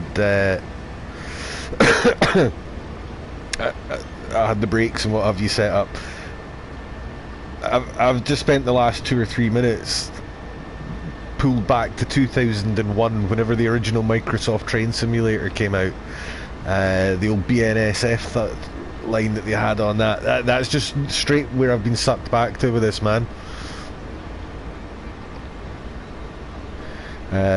Long-time viewers will know that my proclivities lean towards freight hauling in general. So this is basically like a porn game for me. Giving me this, I'm not going to lie. Fuck it, I'd have probably spent 25 quid just to get this.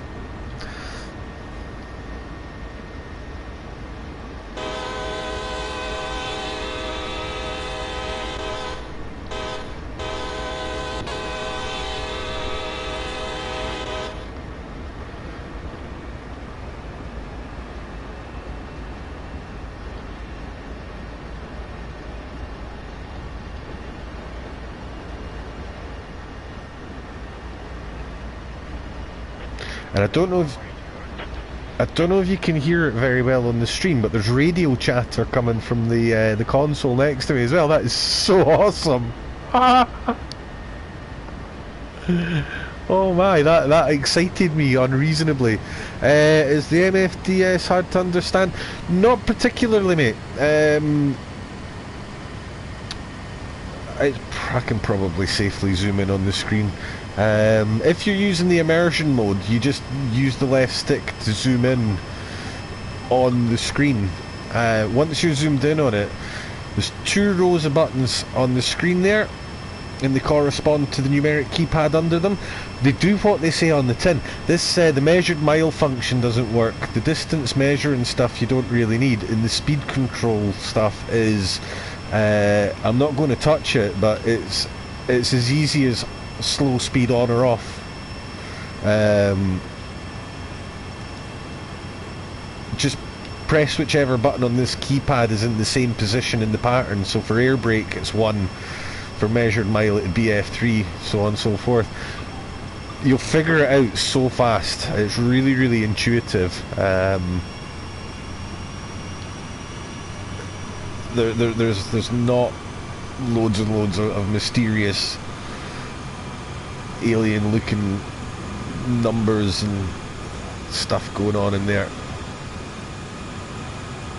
In real life there is absolutely tons of extra information in those things. It's fair to say that my understanding is that these are fairly simplified versions of the real thing.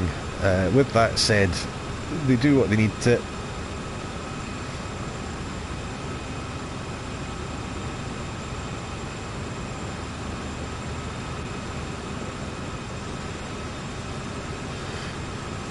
Forgot to press the bank and com button. I'm never sure if the bank and com button actually makes that much difference with these sequenced American locomotives. Whether they automatically are doing everything.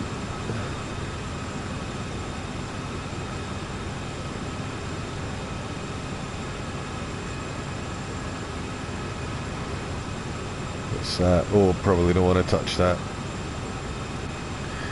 It's the EOTD reset doohickey.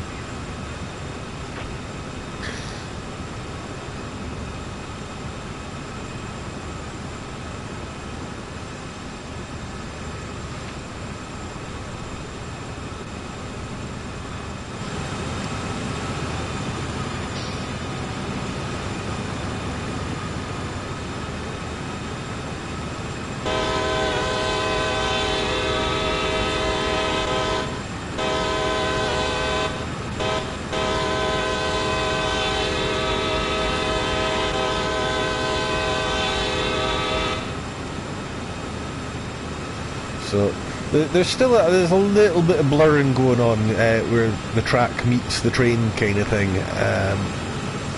but considering the absolute dog's breakfast it used to look like,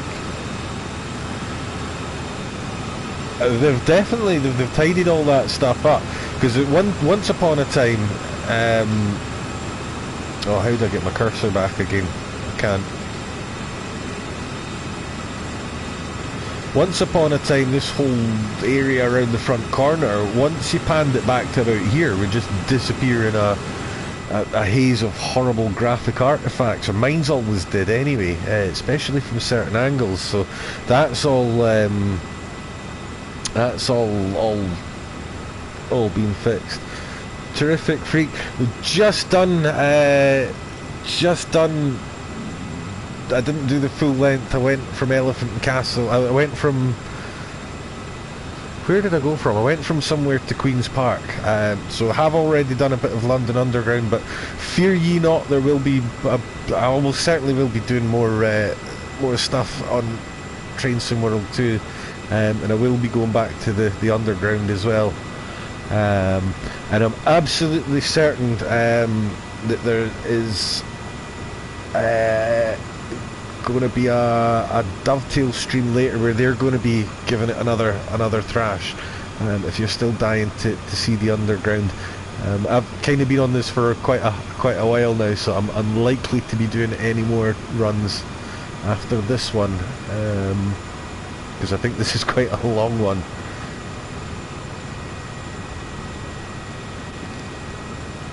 But this will be up after it's done. I never take them down, so there is some London Underground footage in there somewhere.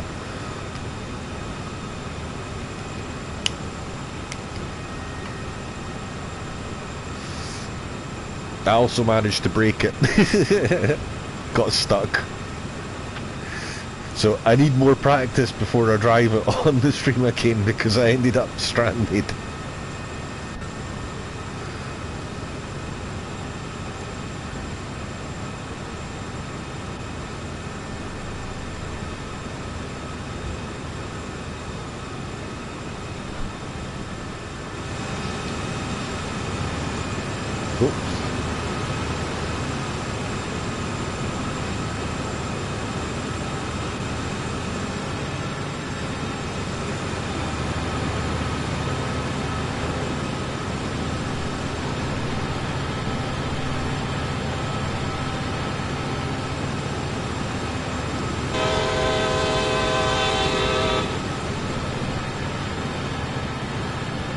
They've definitely done a number on their water. That looks a lot better than it used to.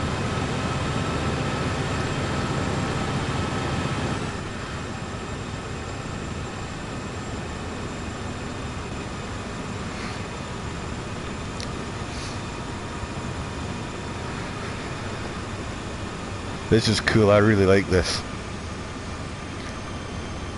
I think also this is probably one route where not seeing another train every 10 minutes isn't going to be quite so distressing either, because you can go for ages without seeing anything on these in real life, I believe.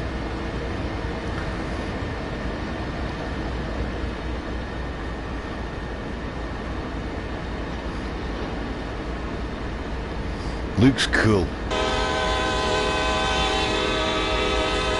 Love the look of the thing.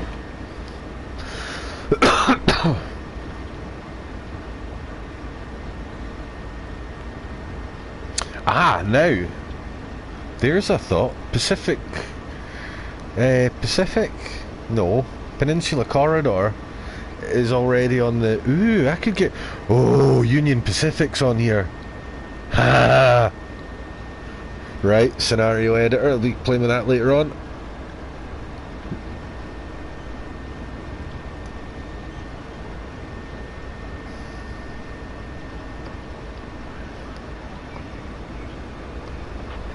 And I'm quite looking forward to getting the Oakville subdivision as well, because we can use the MP36 on that.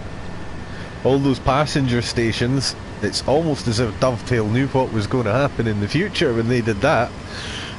All those passenger stations that we couldn't use, but we know that Oakville is coming to the preserve collection now, so at some point in the near future, I'm sure we'll figure out how to do that. I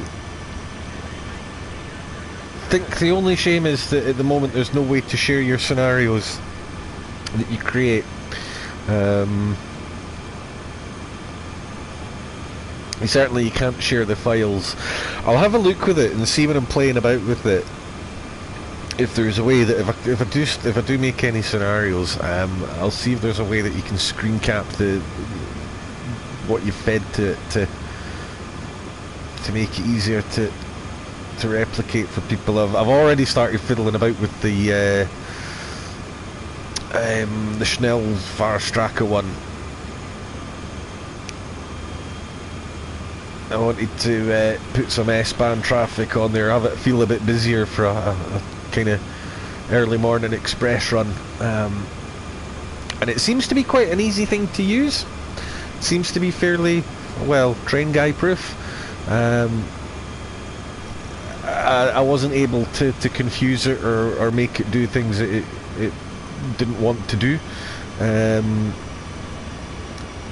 So it's not up there with what we maybe hoped to get when we were thinking we were getting like the full creation kit. It's not that at all.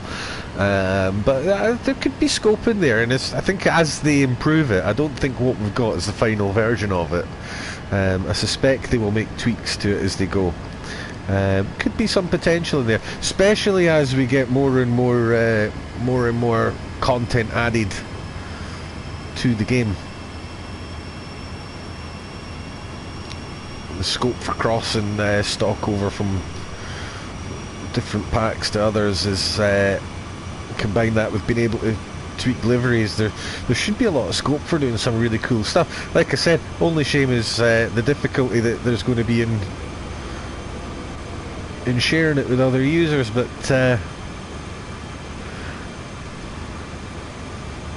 liveries, I don't think we'll ever be able to do that on console, and I understand the reasons. Scenarios, they have kind of said that they would like to have a scenario sharing function in there, but they just didn't have the time to do that.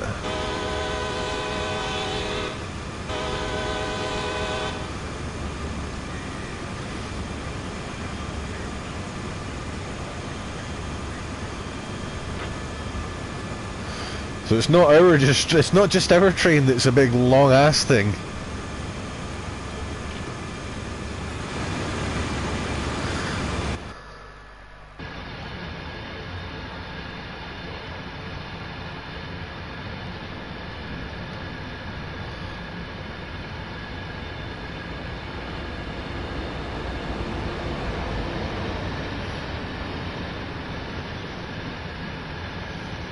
I should probably go back up the front because that looks like there might be some sort of looks like there's a town or something coming up ahead.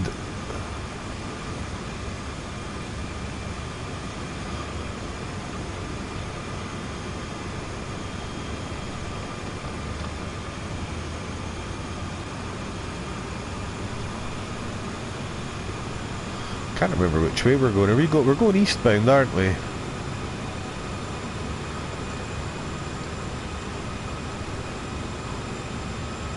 That sort of southeast.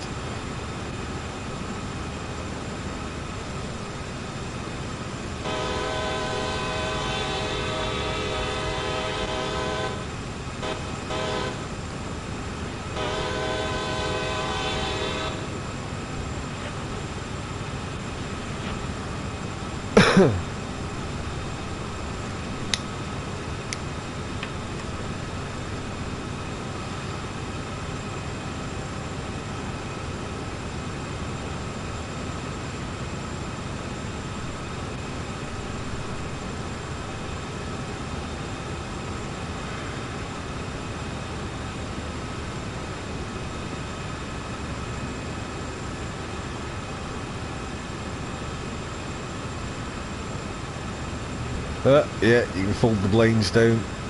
The mirrors are still static. That's fair enough. Doesn't really detract anything from the game, I don't think.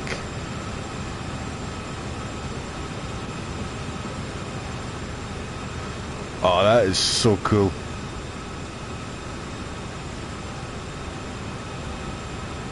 This feels different. This yeah.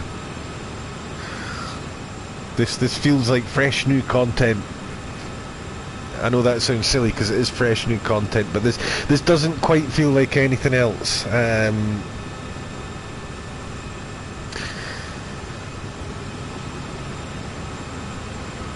terms of the scale of what they're letting you see here, and there's so much going on beside the track.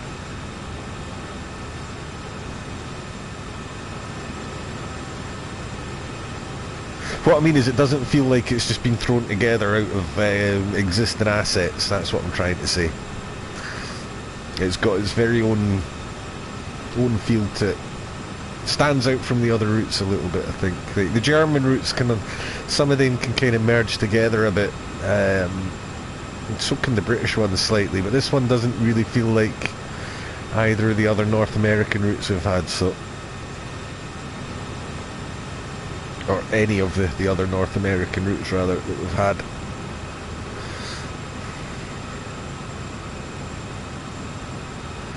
It was a bit like Oakville. Oakville kind of stood out and felt a bit different.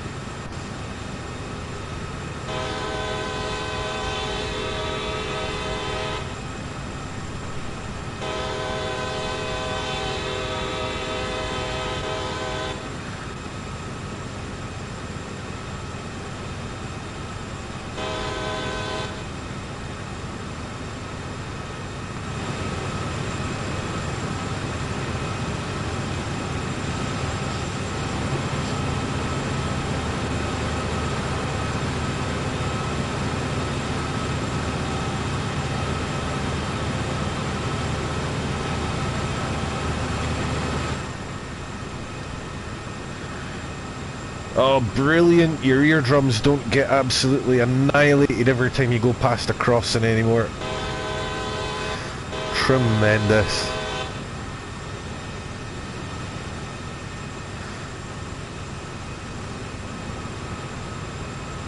Man, that's crazy to me how close people's houses are to these lines.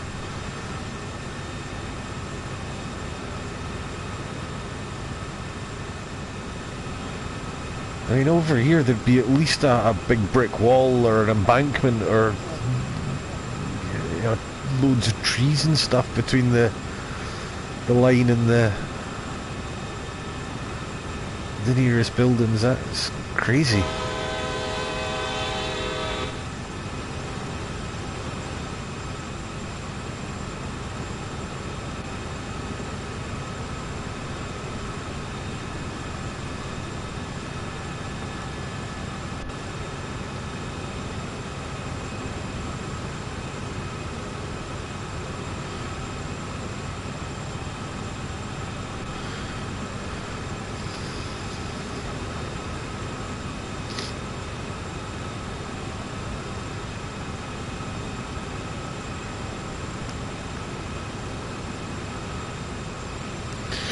Right, well, we're giving it full beans, but we are going up a bit of a hill, so it's struggling a bit.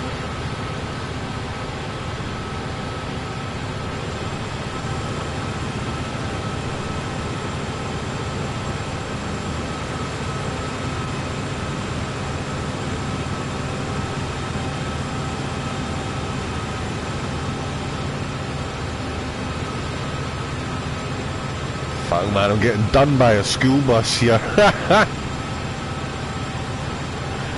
Oh man.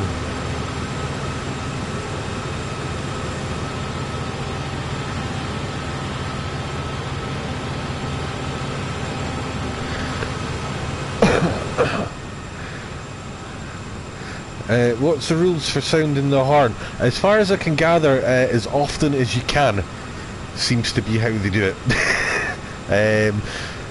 No, I believe that there is, the only one that I know off the top of my head is that approaching certain crossings you're supposed to give it too long, a short and a long.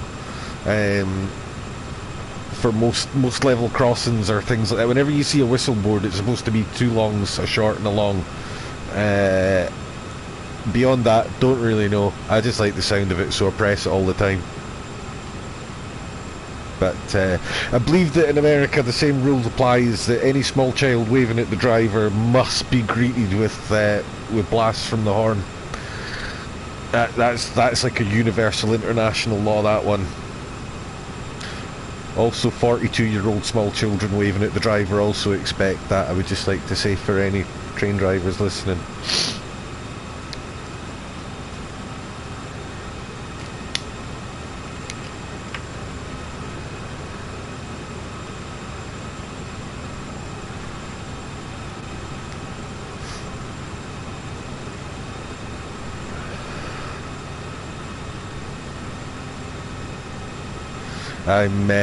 The game actually, it's another 2 hours yet I think until the game launches on Steam. Now I haven't actually looked yet, but I'm assuming that the manuals aren't available yet, because they usually are not available until later in the day. So it might be worth having a look in them, because they have said that they are aware that the manuals are an area that they've had to do more work on. Let's see if this is where they've started coming good on that, eh? If not, I'm sure we'll figure it out soon enough amongst ourselves. That's how we got through TSW1 after all.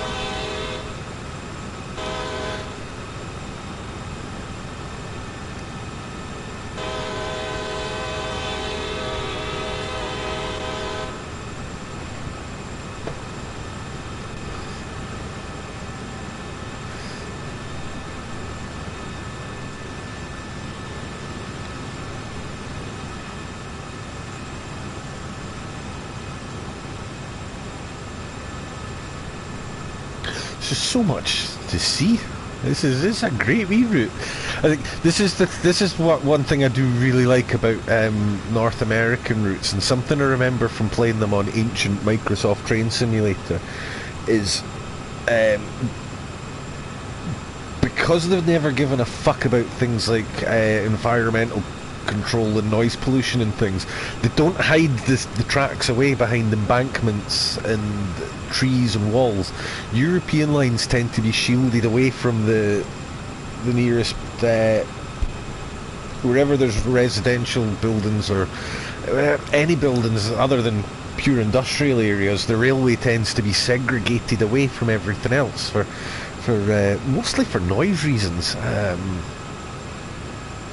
From way back in the day when they were, steam trains and stuff. But you often don't get, especially on British railways, us to be saying we put embankments bloody everywhere. You don't always get to see much of what's going on around you on other routes, but this one is just, it's just so picturesque in parts. I think this is the sort of route that you're going to drive 100 times and spot something new at the side of the track every time you do.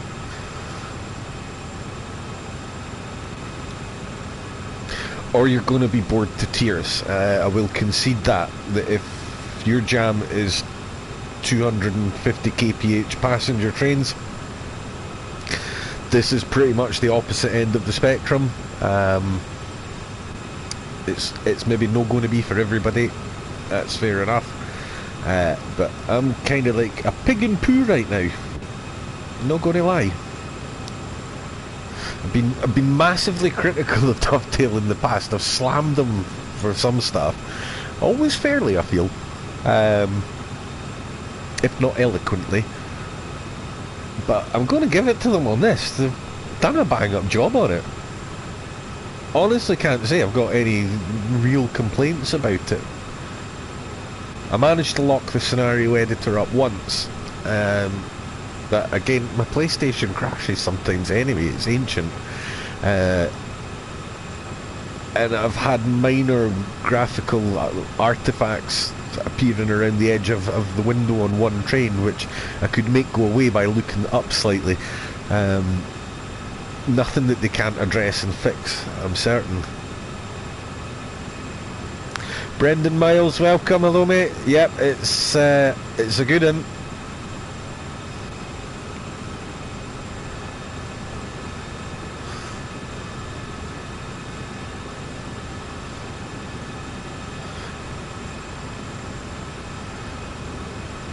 Is it the quantum leap forward that some people were hoping for? Maybe not. I don't know yet. I've not finished poking around with all the options and settings, mind you. But it's definitely worth the £25, or the £22 if you buy it through the in-game store. You get a discount if you already have the old game.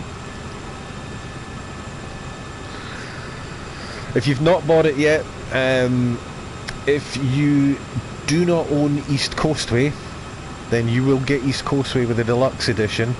If you already own East Coastway, do not buy the deluxe edition because you're wasting the extra money. East Coastway is part of the preserved collection, obviously, so you'll get that anyway. And I think the discount on console goes live sometime today. I think it was this morning it was supposed to go live, actually. So if you buy the game through the in-game launcher, the in-game store, you'll get I think it's 15%. I was too impatient, so I didn't do that. I have no idea why I throttled off there either, because I've just completely screwed myself. Still going up a hill. It wasn't the time to lift out. This could take longer than 90 minutes, boys. I think I've made a total mess of this.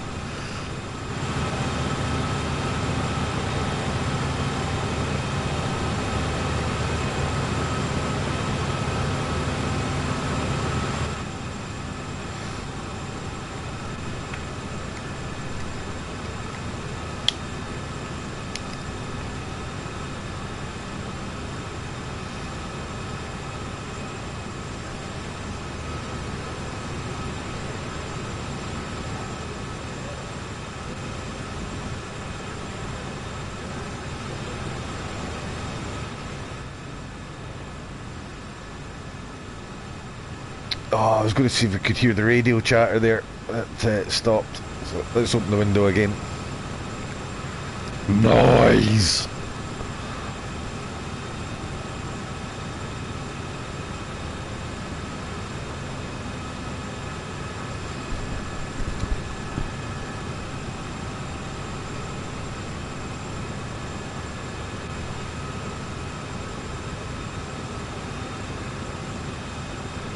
Very, very gradually picking that speed back up. Oh, dearie me.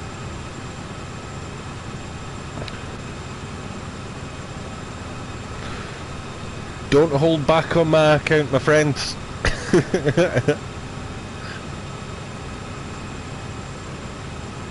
It's about a 20 gig download, and then you will need to individually download your preserved collection stuff. Even if you've already got the routes installed on Train Sim World 1, they are actually new packages, so you'll need to do those individually.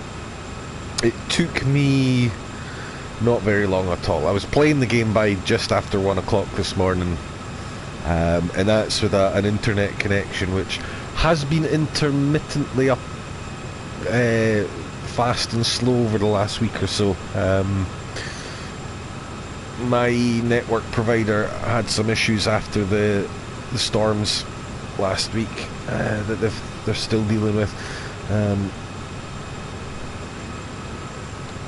It's not a huge game yet. I seem to remember the first one was only about 20 gig when I first got that. That's up to over 50 now. But yeah, so you'll need about 35 gig, 30 gig I reckon, on a PlayStation 4. No idea what size it is on Xbox.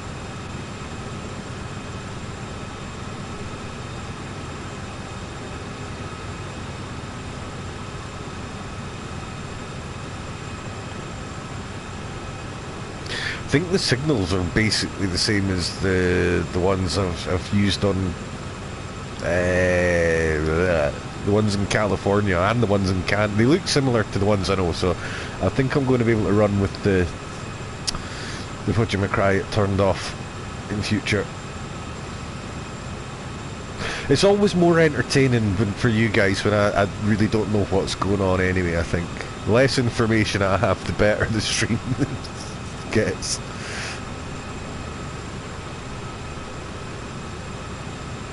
And remember, I don't make mistakes, I come up with teaching opportunities.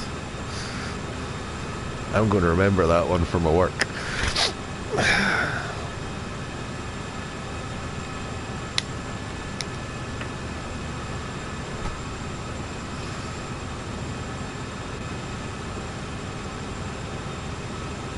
Right, the gradient's eased off a bit, so hopefully we'll get a bit of we'll be able to pick a bit of that speed back up again.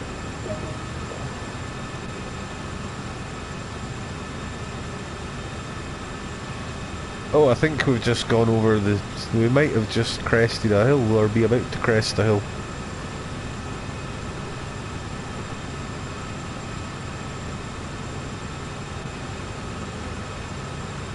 Yeah.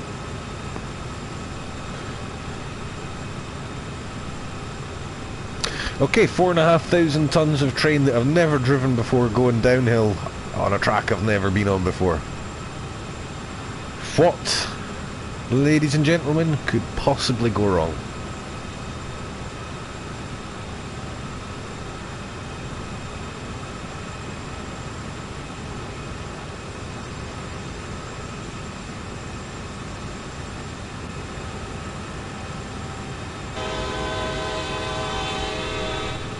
Ooh, echoey. Alright.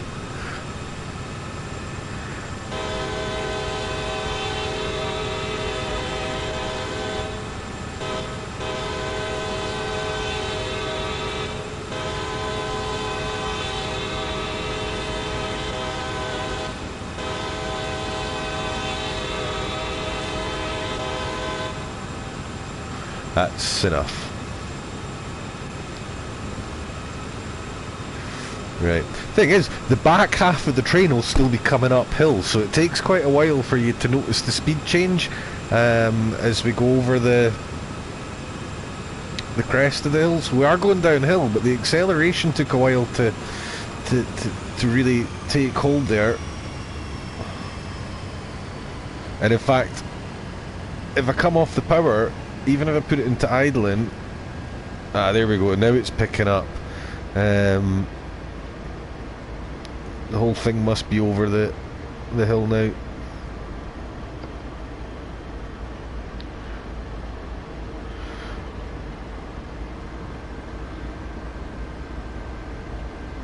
Oh. Right. I don't actually know like how powerful the dynamic brakes are and at what point I'm supposed to get the main brakes to help me and stuff as well. Haven't the faintest idea about procedures on American trains. The dishes.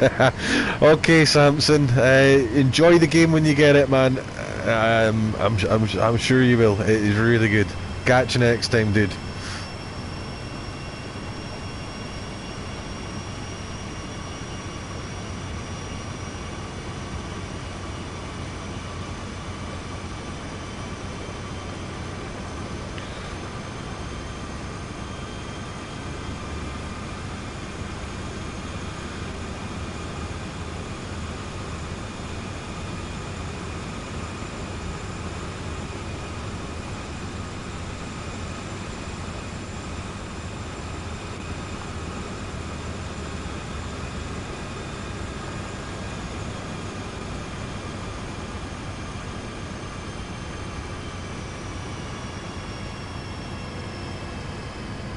Okay, so that dynamic brake's actually quite effective.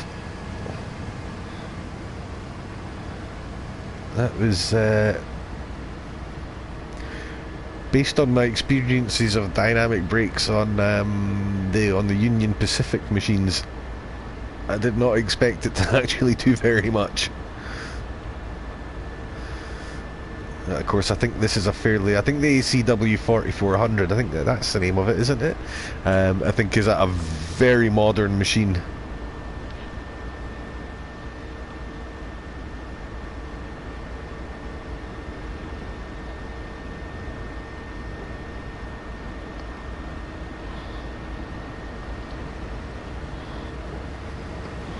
Okay. Now we're... we gotta run away. No, we don't. We're good. Oh Christ, not the independent brake.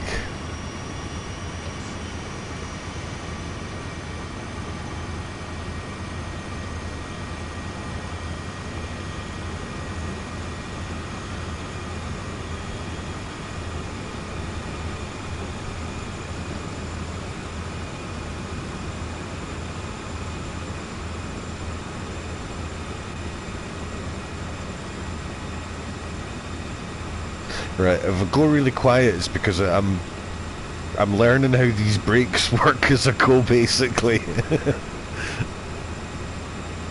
I ain't never done this before.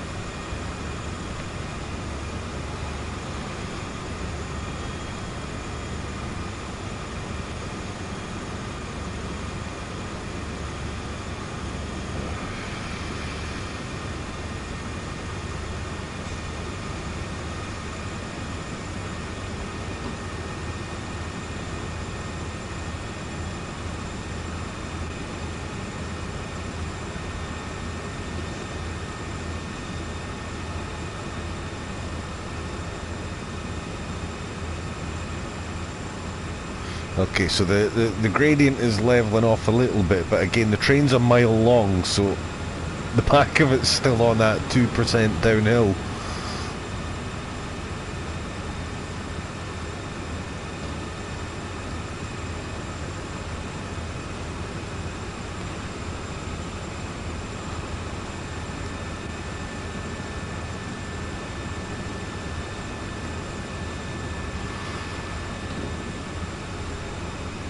That is cool.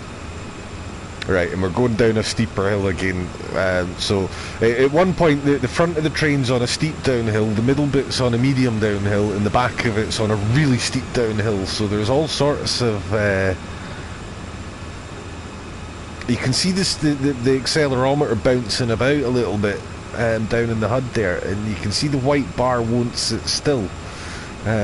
That's what you would expect, because the train will be kind of rocking back and forward a little bit, because the energy will be moving up and down the train, almost in waves going back and forward as it speeds up and slows down at different points on the different gradients. It feels like I'm driving a really heavy train that's doing all sorts of stuff behind me, basically.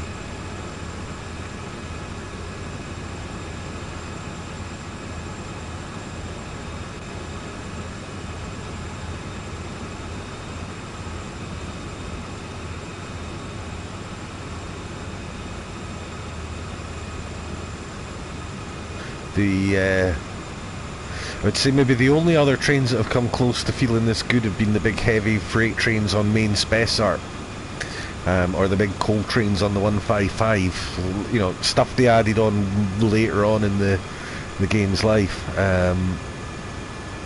This is really good.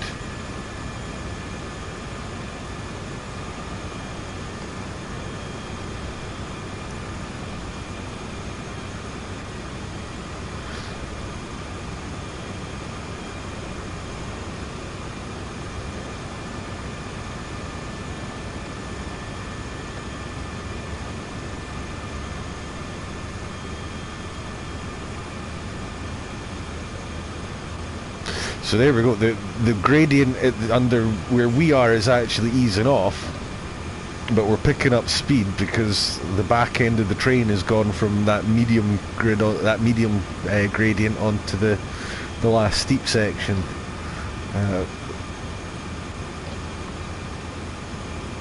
So you're kind of having to consider what the whole length of the consist is doing, not just what's happening at the bit you're sitting on.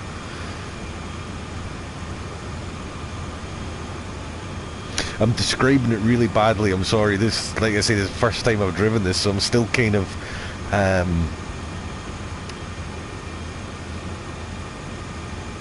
working it all out as I go.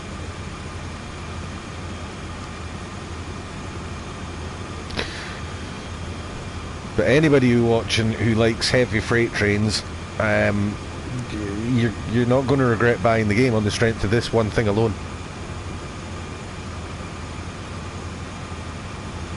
Hello Gamer Yoda, welcome mate. Yep, this game really is, I've said it already several times, it's really good, thoroughly enjoying it, no regrets whatsoever.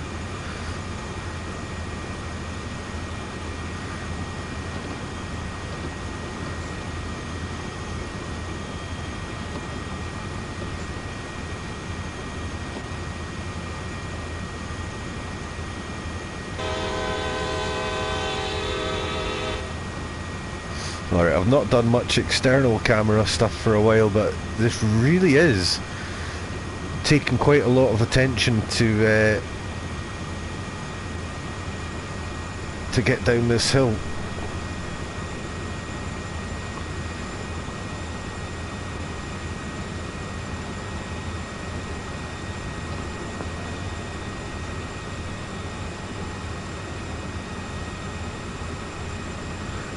Alex Endgame. Now, they did talk, there was a live stream last night, and towards the last 25 minutes or so of it, I'm sure they talked about the different options for buying this. Might be worth just having a wee look there to see if they mentioned, because they did mention specifically that people with one specific version of the game would have to do something a bit different, but they would put the instructions on their website somewhere. Might have been the disc version of the game, mate, so it might be worth your while digging that out and having a wee look. Full disclosure, I've got fuck all to do with Dovetail, so I can't really answer for stuff like that on their behalf, but I'm sure you can get it.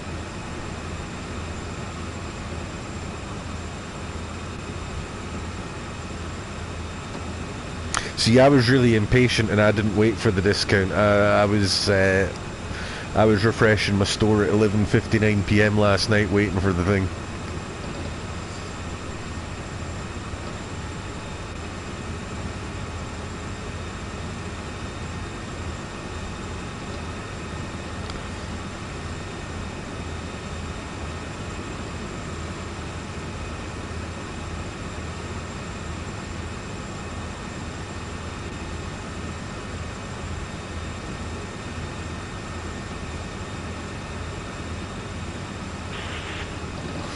Blimey, we're getting we're getting pushed. The speed's going up and down because there's like a shock wave of energy moving up and down the train, and as it goes back the way I slow down, and as it comes back up to the front, it accelerates me a bit, and then it goes down again, so it seesaws back. This is incredible.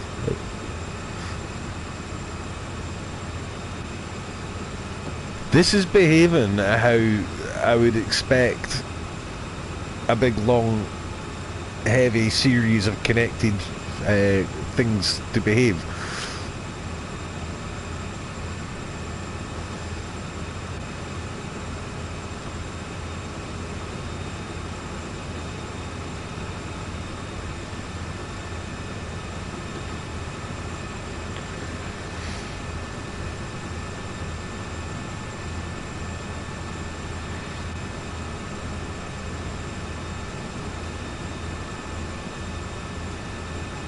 Ah, right, I didn't realise there was an actual issue with it, mate. Ah, well, patience, man. It's worth it. I would go out on a limb and say, honestly, for the sake of the £3 or £4, it's worth it, but...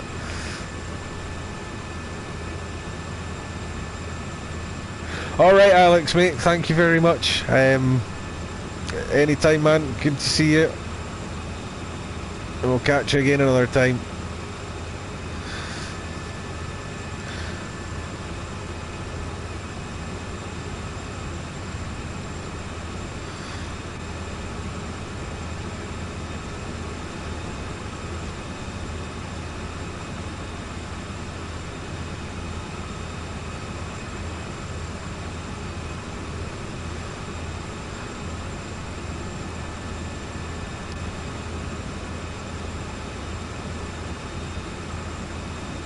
Right, so we're levelling out a wee bit again at the front here, so I'm expecting it to suddenly start pulling me back the way as the bulk of the consist comes off of that hill.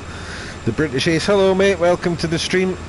Having a play about with the sand patch content for the very first time. I've never touched it before.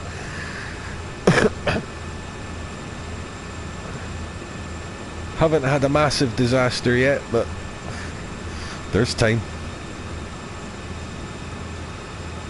Yes, I did drive the tube earlier on. I enjoyed it right up until the point where I broke it and got stranded. I couldn't figure out how to get it moving from... I got stuck in Queen's Park, and it's almost certainly something I did, because all I did before I drove it was the very quick start-up tutorial, so I knew how to get moving at the beginning. I've probably pressed something or overdone something and just didn't know how to clear it, but found it highly enjoyable. It's an odd little thing because it doesn't go very fast, but it feels like one of the fastest trains in the game when you're inside those tunnels, and I think it's just because the walls are so close to you and because you sit so low down compared to most trains. they're good though. They're going to take me a bit of getting used to, because they're not quite like anything else I've ever driven. They take forever to accelerate, but they stop on a sixpence.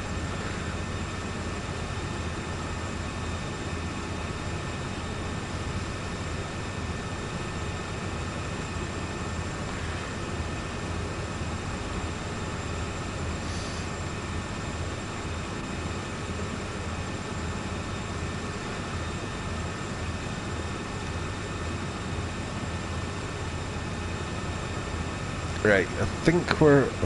there we go, it's still rocking up and down. How do I get the frame counter? Frame counter sits around 20. At this stretch of the route. I've not really been monitoring it, I tend not to have that turned on. It is sitting in the red though.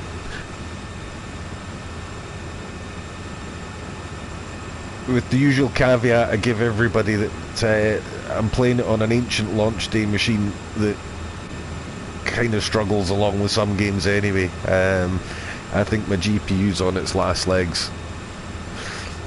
So that may not be indicative of what everybody gets if you're playing on a brand new shiny pro machine or something.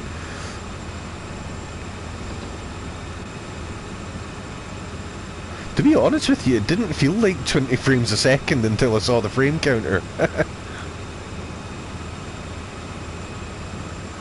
To be honest, man, I'm having great fun with this. This is... it's quite a challenge just to keep this thing under control coming down this hill. Although, as I said before, I get these... big slow freight routes, not everybody's cup of tea.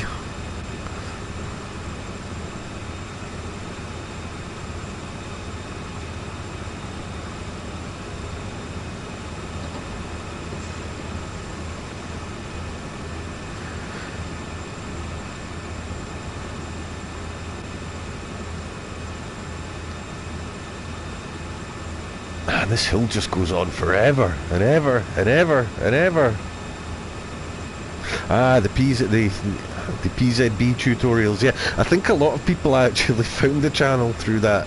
I'm not certain of how accurate some of the information in those are. I think the ones I made way back in the day, I kind of learned things afterwards. I need to go back and revisit those one day and scour through them. So hopefully I didn't cause you too many headaches with what the hell's it doing this for now moments because of something I told you. Most of it's right, I think, but I'm sure there were a few bits I got wrong.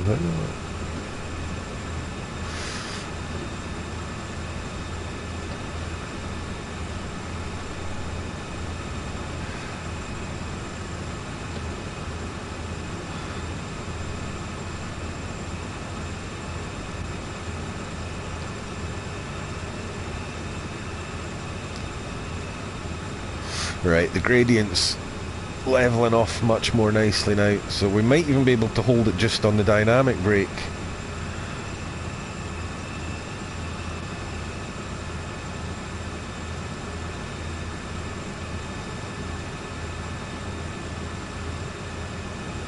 Yeah, man, the basics are all you really need for the game. I've got a bad habit sometimes as well of using 100 words when 10 will do, and I think a lot of my mistakes were in the sort of the additional information on top of the core stuff. Things to do with subsidiary signals and stuff that I later realised I hadn't quite grasped the idea behind.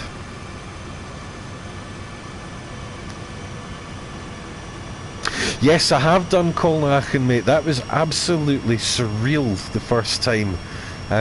Just sitting there with my hands completely off. Especially because I seemed to be following something into Colne. So I had red signals at one point ahead of me, and it was such a strange thing. I mean, the train was literally stopping itself at the signal and then getting going again. with no input from me whatsoever. It was absolutely awesome and really, really strange at the same time. But yeah, I quite enjoy that route, and I think once they ship over the content from Rhine Austin, pad it out a bit more with more traffic and things, that is going to be a terrific route.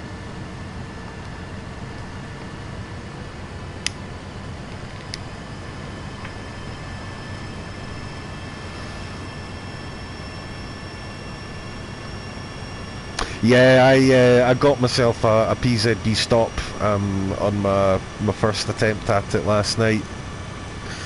It's just going to be a practice thing, I think, man. It's the fiddly stuff with the AFB that I just need to nail doing that. But compared to some of the stuff that you need to do with German trains, I don't think it's the most complicated part of it. It's just we're not used to doing it, and I'm certainly going to fumble over it for a while, I know that.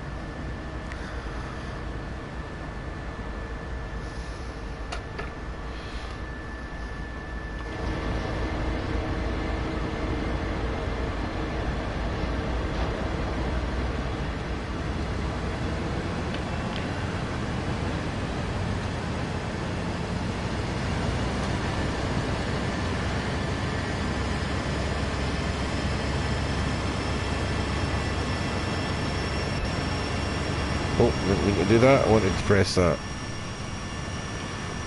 I wonder what effect taking it. So the HUD actually has no impact on the frames.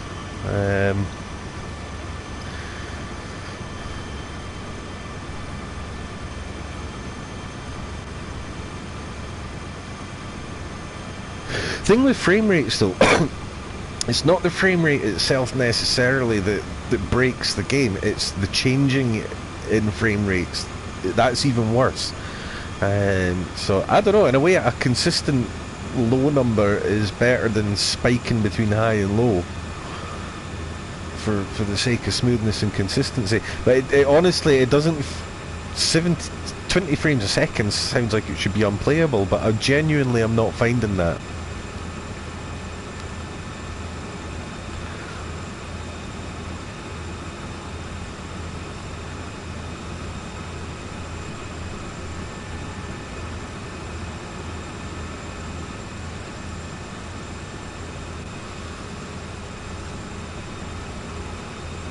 I wonder if turning the motion blur off makes a difference. Nah. I wonder if they've locked it then.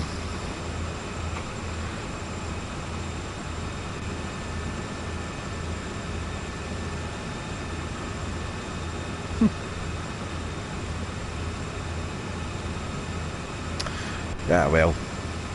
See, when you're an old guy like me and you can remember a time when HD graphics meant having more than two colours on the screen at the same time, you're probably a bit more forgiving about this stuff as well.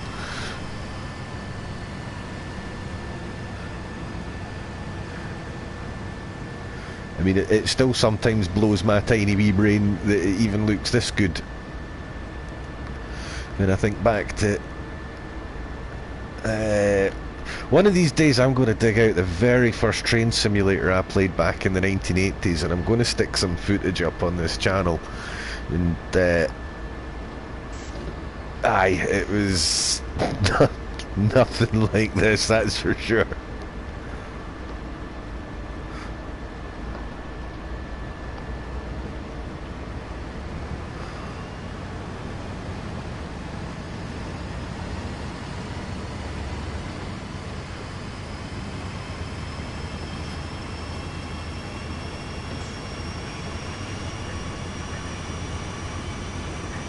Love the radio chatter as well, that's cool.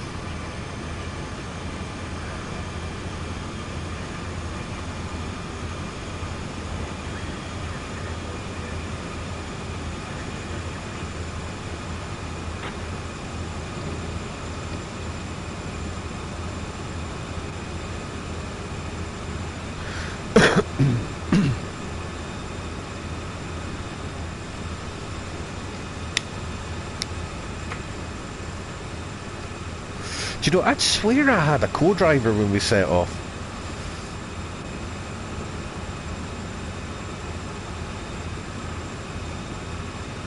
Maybe not.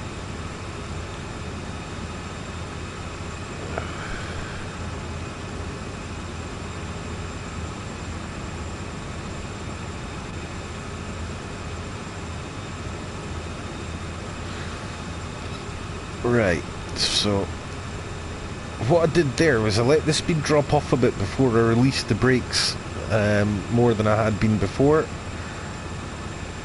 And what I'm hoping is that by the time the speed picks up again, the train will have stabilised. The reason that the speed was going up and down was because I was coming on and off the brakes too quickly, I think, and that kind of sets up this seesawing motion.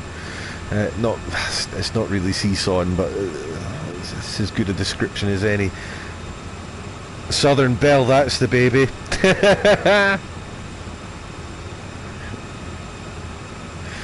In fact, I think there's a video of it on, I think Chinny Vision did a show about it.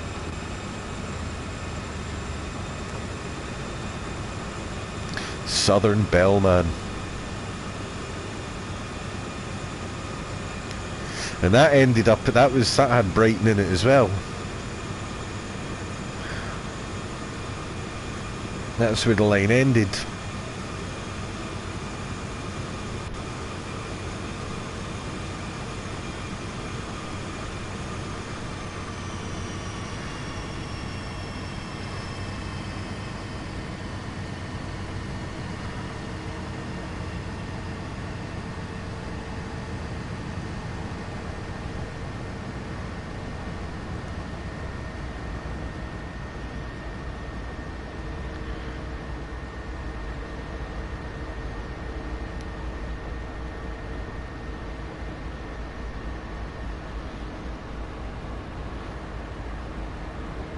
Yeah, I remember reading about it. I never actually saw that game though. I think, was that not the Great Western, or the heading up out the West Coast main line sort of way?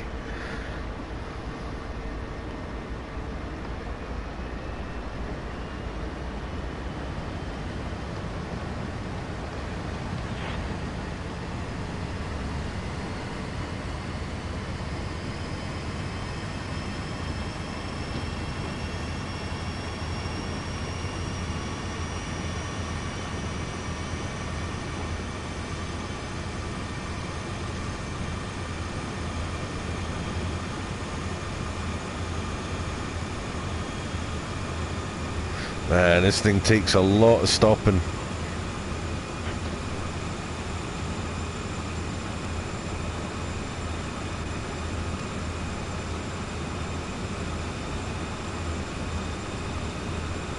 Yeah, Bristol, that sounds right. I remember it had a well-known castle in it. That was the picture I remember seeing in Amstrad Action, was the castle. It was by the route, and I don't know if it even actually came to the Amstrad in the end.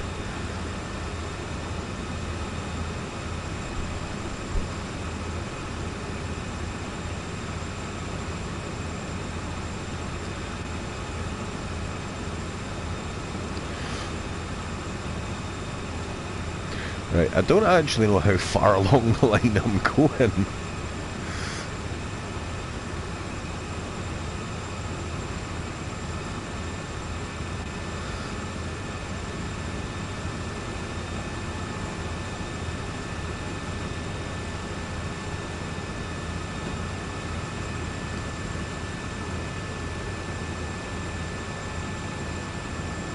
Hey, legendary hypocrite.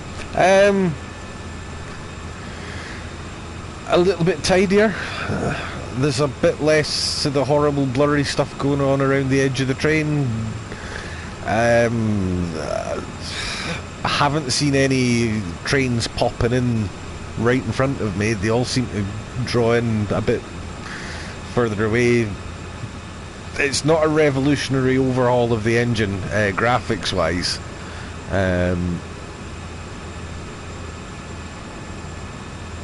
And again, as I do need to remind people, I'm not playing on a a pro console. I don't have access to the 4K scaling doohickeys that they've got going on, so I can't honestly speak for that.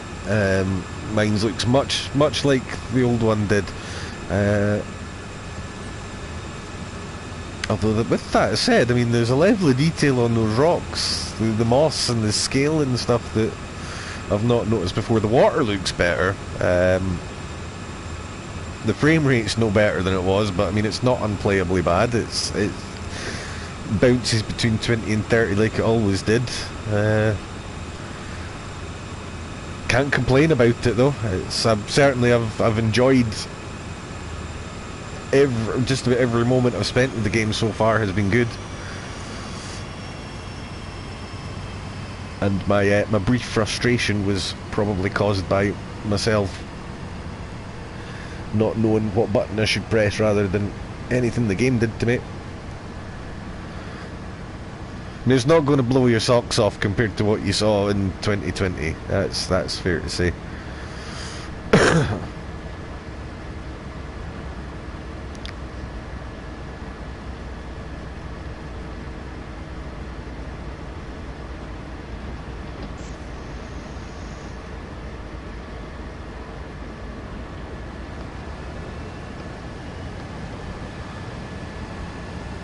You're welcome, mate.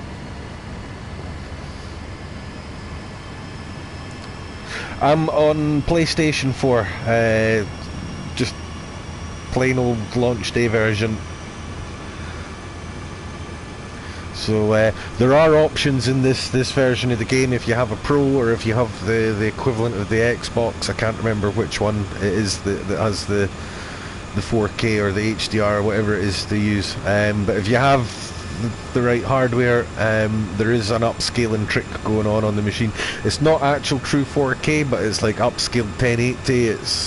It does apparently look better, but I can't give you an opinion on that either way because I don't have access to those features.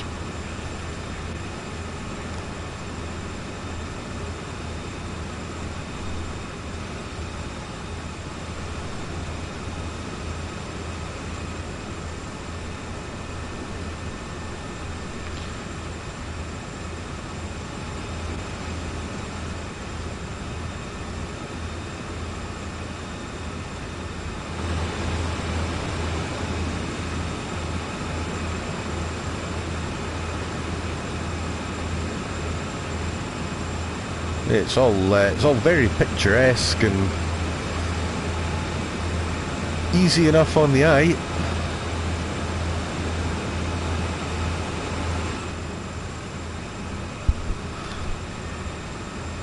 Yeah, I mean, as I think I said a couple of hours ago to somebody else, considering it's running on what is at this point 9-year-old mid-range PC hardware, I really can't complain.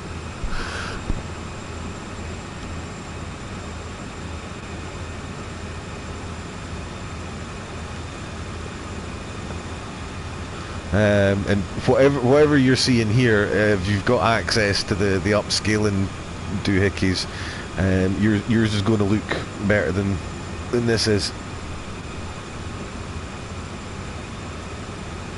Yeah, the train sway is really noticeable on this this line in particular.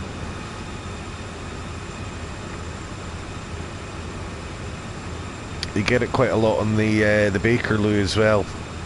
Didn't notice excessive amounts of it on the ICE, it has to be said, and I've not driven the Talent yet. I've not tried East Coastway or any of the other preserved collection stuff to see if there's any noticeable differences to those either.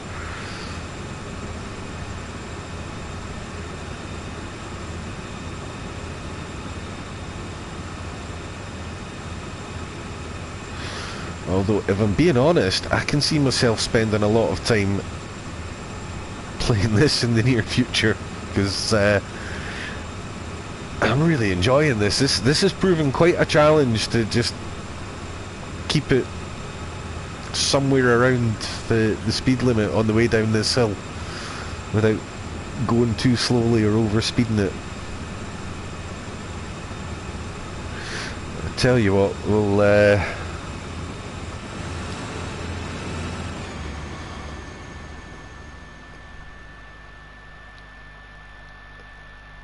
I'm just looking for any...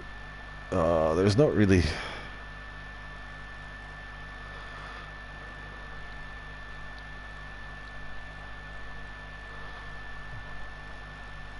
Right, let's just park ye camera here. We'll do a roll by. The bell is now independent of the horn, so you hit the horn, you don't get the bell immediately going off.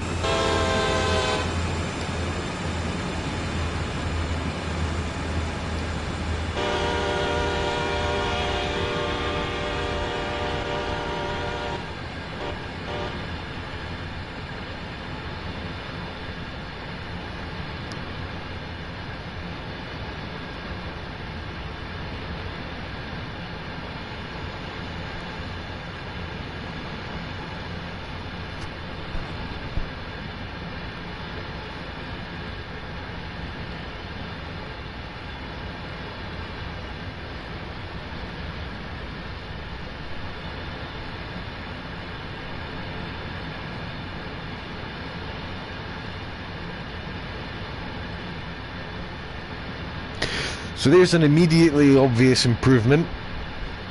Trains are longer. Like, way longer. This is it's 50 auto racks. It's near enough a mile long.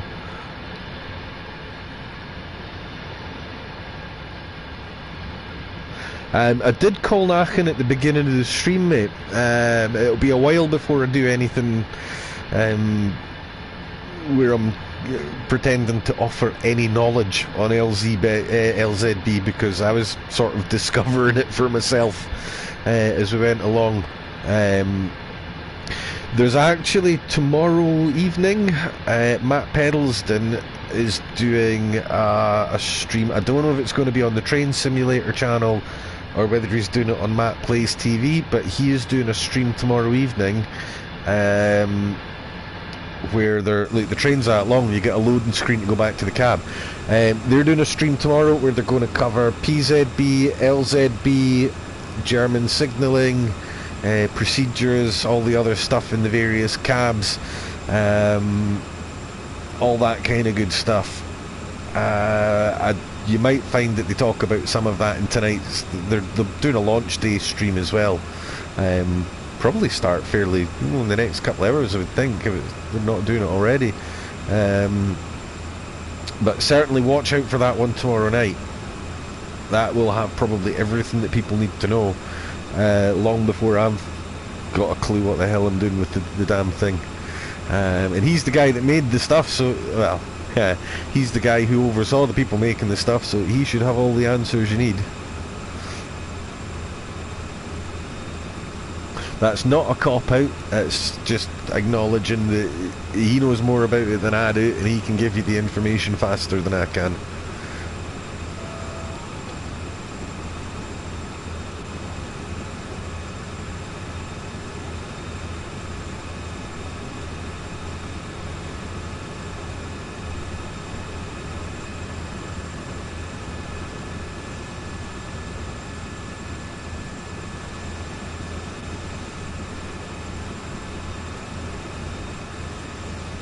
Oh look, my second man's back. I knew there was somebody there earlier on. That's...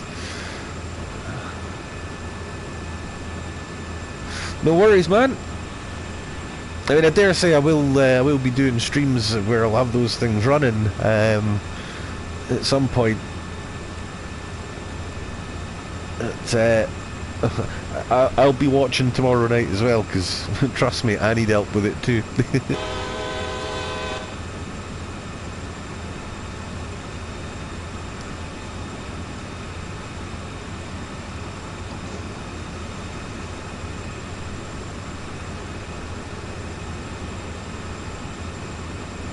Ooh, 50 coming up.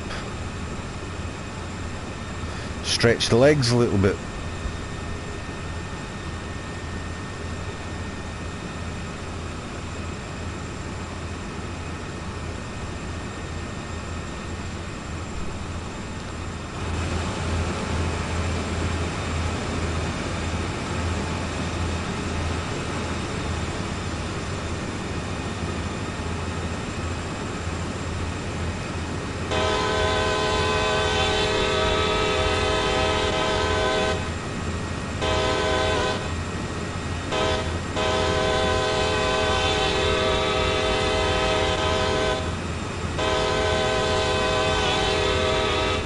Never get bored of that.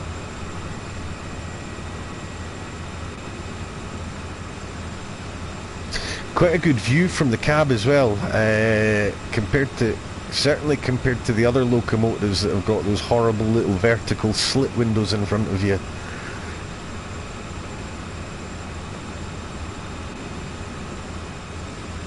This is more like the view you get from the MP36 or the FP40. Ooh, another train. Yeah, actually, for the size of the trains, I mean, you do. That's what, the third or fourth one we've passed. That fairly reasonable to expect on a line like this in reality. I wouldn't imagine there's a train in every single block.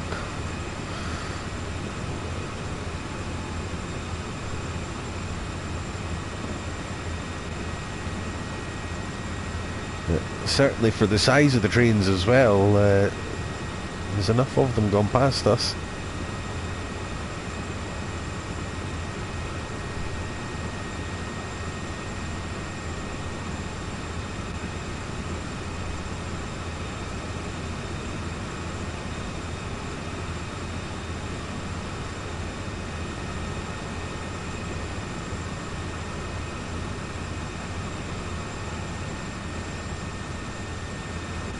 Oh, I wonder if it's when I've been taking the camera so far away I've needed a loading screen to get back. I wonder if that spawns and despawns the person there. That might be it.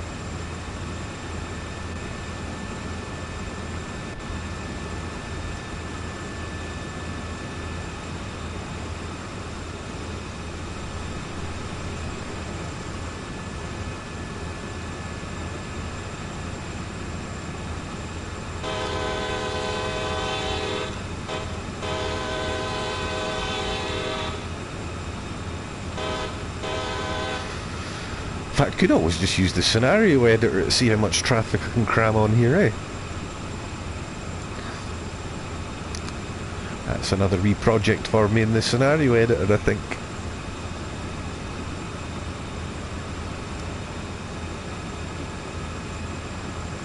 Like I said before, I've not really done a huge amount with it yet, but what little I've done, it seems fairly straightforward to use.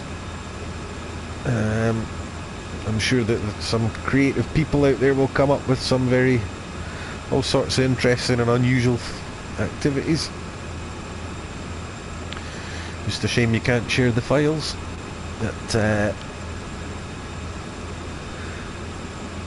to be fair, the way that you put the information in, it shouldn't be that difficult to just simply screenshot how you set the thing up so people can replicate them.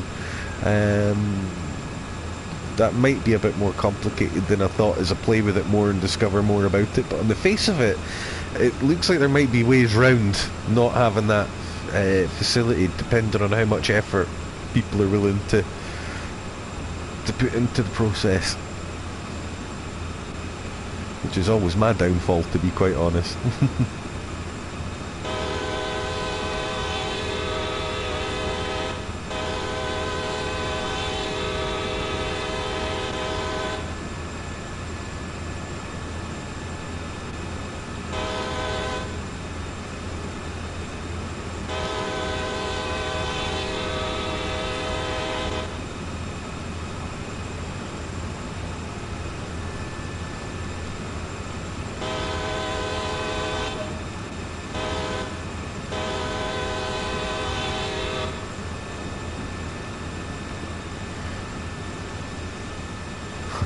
That's cool. I like how the railway just comes right through this little town, right by the houses.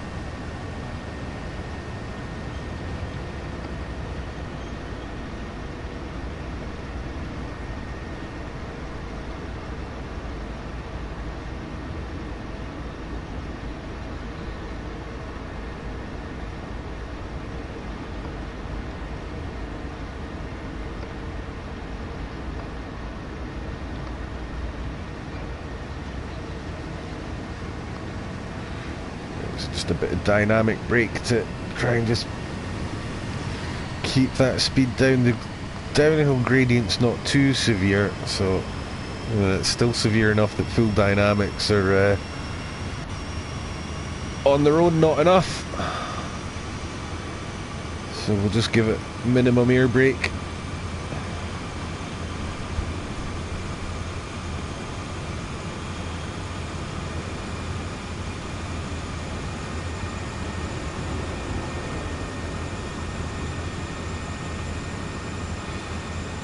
Okay, that thing was getting shoved by a couple of helpers at the back of it as well. That makes me think there might be a really steep hill in my near future.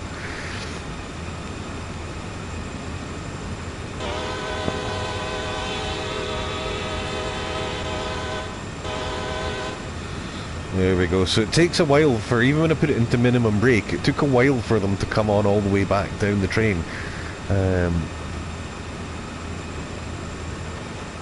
That's why it takes a while for the initial deceleration to happen, and then it looks like you're decelerating quickly, and then you're not, then you are, then you're not, and it's, oh, this is going to take quite a bit of getting used to, definitely. I'm liking this a lot.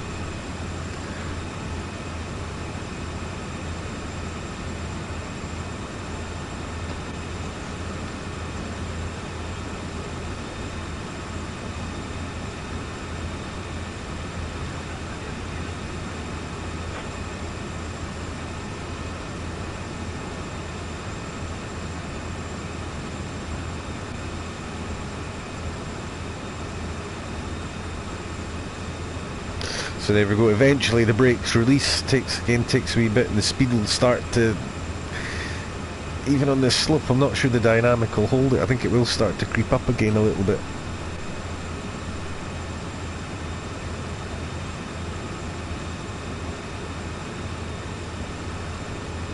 There we go.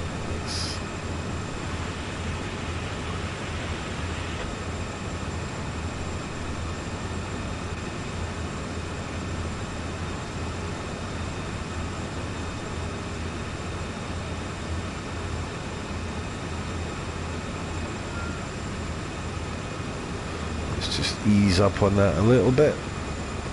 We're going maybe a bit too slowly now.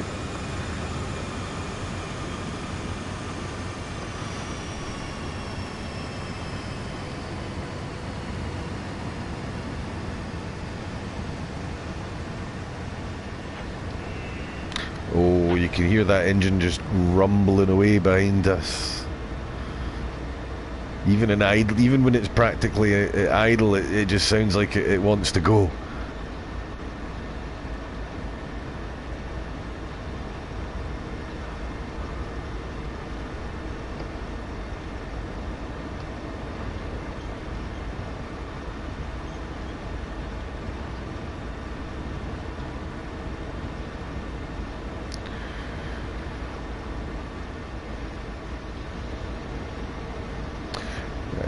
I'm not putting any power in. Gravity's going to give us like another couple of miles an hour at least, because the last half mile of the train is still on a steep hill.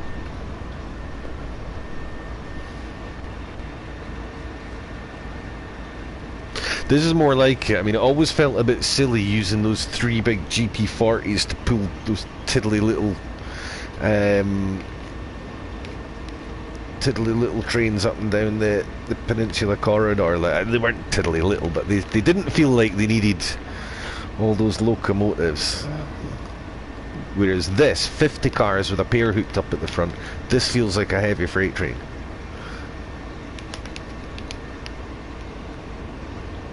More like this, please.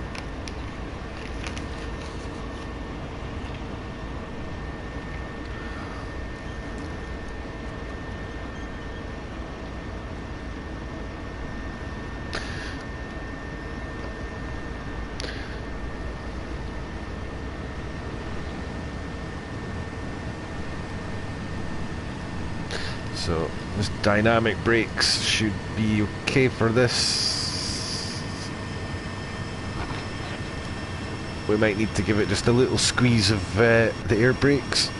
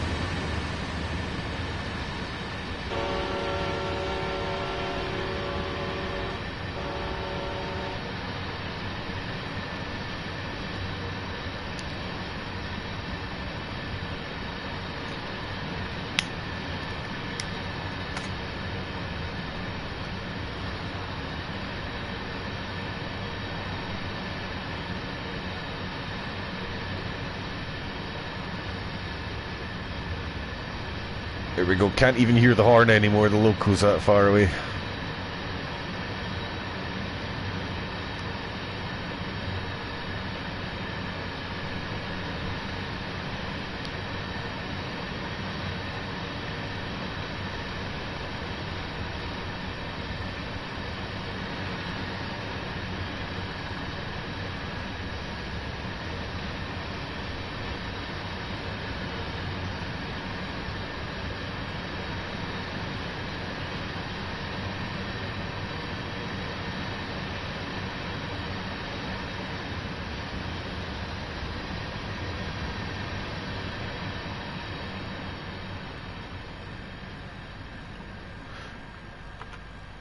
Right, let's see if we've got the same co-driver when we get back.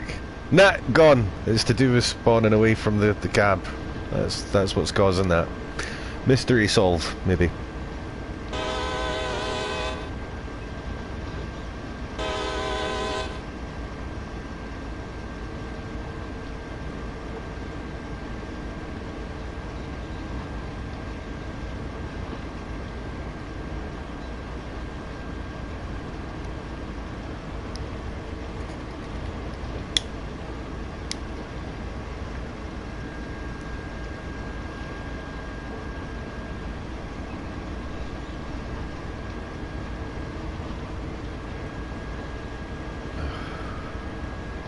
I wonder if there's any stations along here. Bring the oh, you could bring the MP36 for a run up here. That'd be cool. Because it's got signposts for passenger speeds as well as freight train speeds.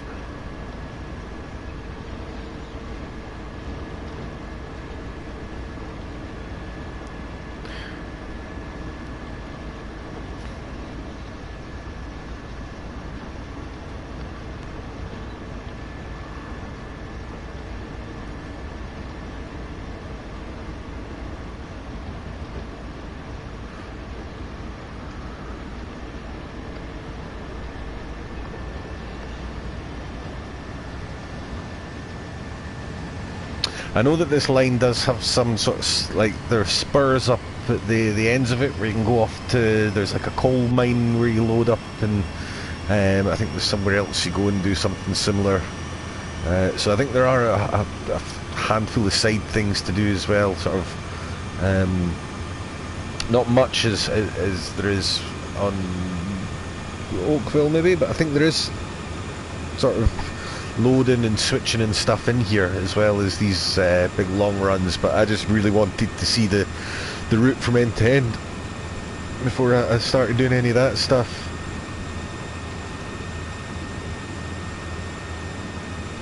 Why is my keyboard just disconnected itself?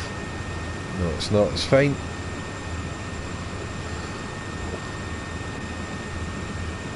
Apologies for the pop-ups in the corner. I've got my things blurred out from the feed. It's my keyboard keeps connecting and disconnecting for some reason. Like I said, ancient PlayStation.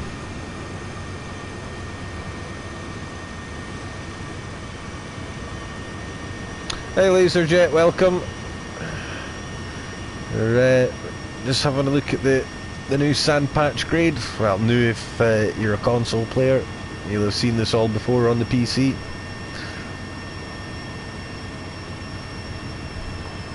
Oh, we're going uphill now. Right. That's new.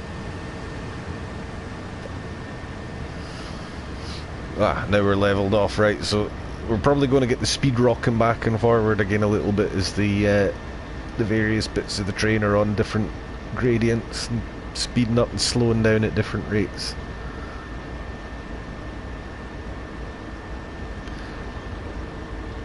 In fact, we're going into a 35 up ahead. I'm going to start slowing down now because I honestly don't know how effective these brakes are.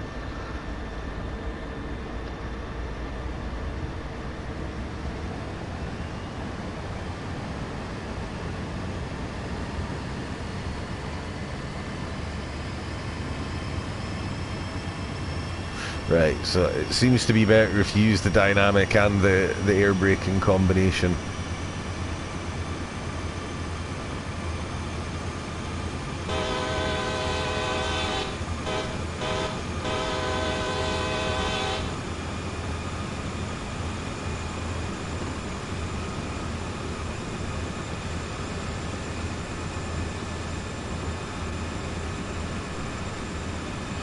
Right, I wonder if that's the quick bit done then. I think 50 is the highest speed you do along here.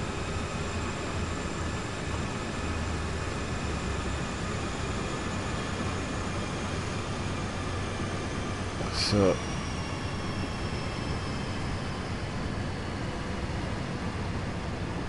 again, just having to sort of try and figure out what the speed's going to be doing in 20 or 30 seconds time. It was still going down because the back of the train's still braking on a level, but even though we're going down a gradient at this point, and so it's not speeding up when you would expect it to. And again, this is just because of how long and heavy the thing is now. It's not something I've really had to consider before on previous routes.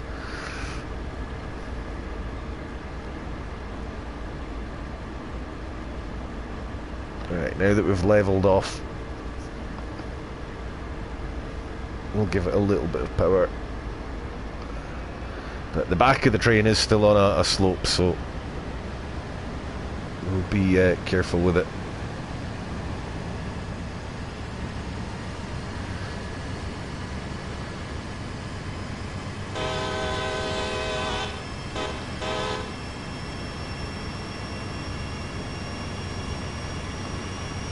Oh, and there we go. We're now on a downhill slope again, so I'm going to actually come out of the power, because once the rest of the train follows us onto it, gravity's going to try and do its thing.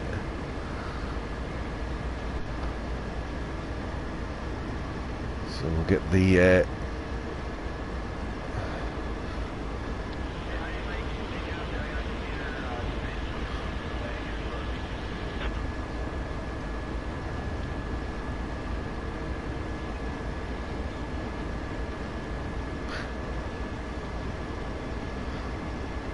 get the dynamic braking to set up. I think you need to have it in setup for a certain amount of time before you actually activate it, or it won't work.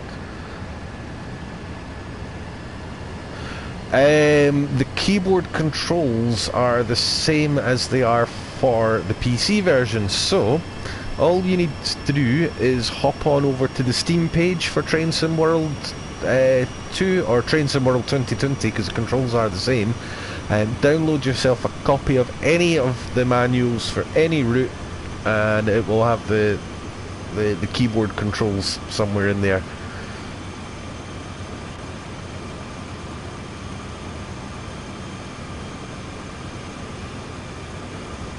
To be honest, I use a mixture of my pad and my keyboard. I tend to use the keyboard mostly for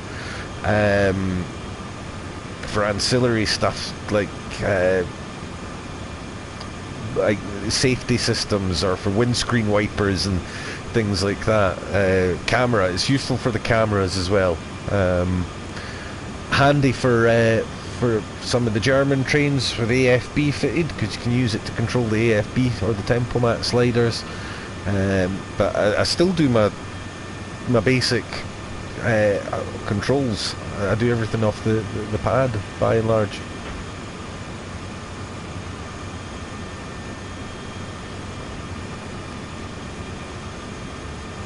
I think that the pad actually feels more natural for operating the control levers than pressing buttons on a keyboard does, personally.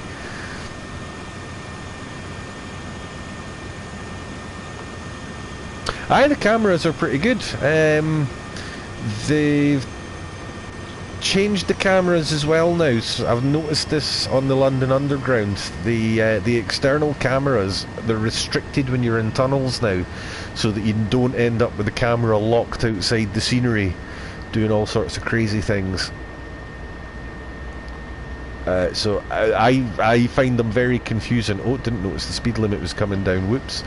I found them really confusing the first time I tried to use them in the Underground, but apart from that, they work the same as they did. You can access them quicker with a keyboard. So for instance, I can jump straight to my external camera and just use my cursor keys to pan it around. I'm not having to muck about with changing what mode the pad's in. If you want to use the external camera though, rather than the pivot one, pad's still the way to do it. Combination of pad.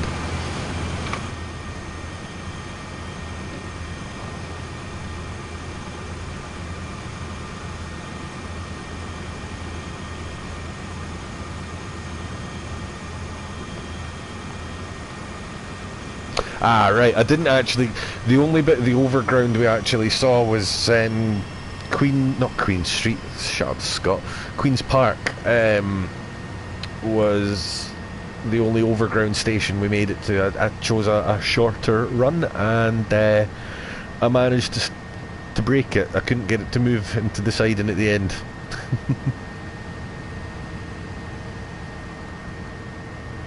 Right, so we're on a straight and level now. We'll just wait for the back end to... Right, I don't think we're going to pick up tons of speed all of a sudden.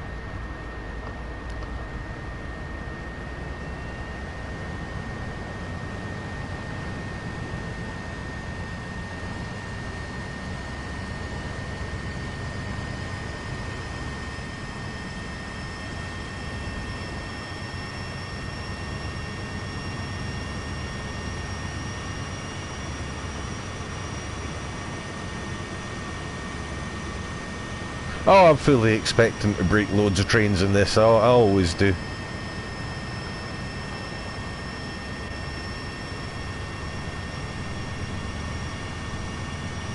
It's not a proper stream if I don't get stuck and can't figure out how to move at least once. Actually, I don't do that often, but I do usually have at least one or two mishaps along the way.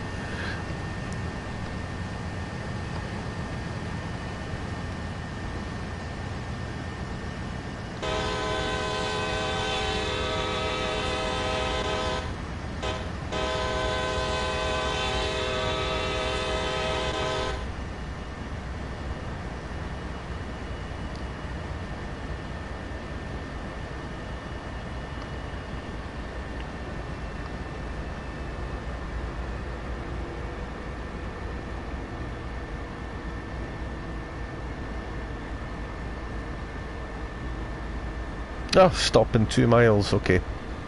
Man, that took ages. That's a really I don't know if it's that long mileage wise. I think it's because of the speeds as well, but it feels like a long one. But a good one. I enjoyed that. There was no point where I could just sit back and take my hands off the controls and relax.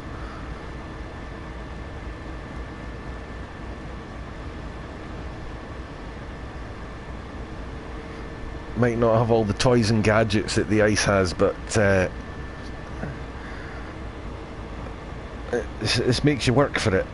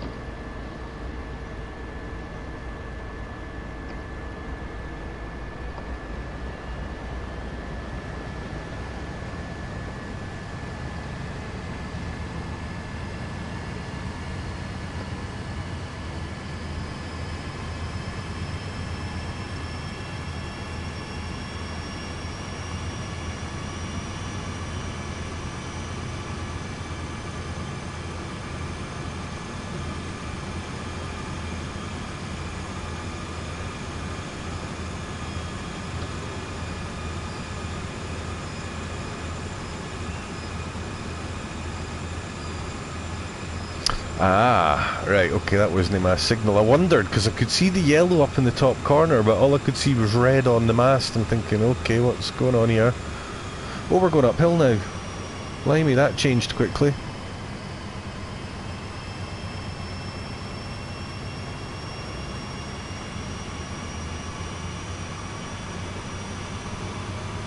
Right, I reckon I probably could do this with the aspect debris off again.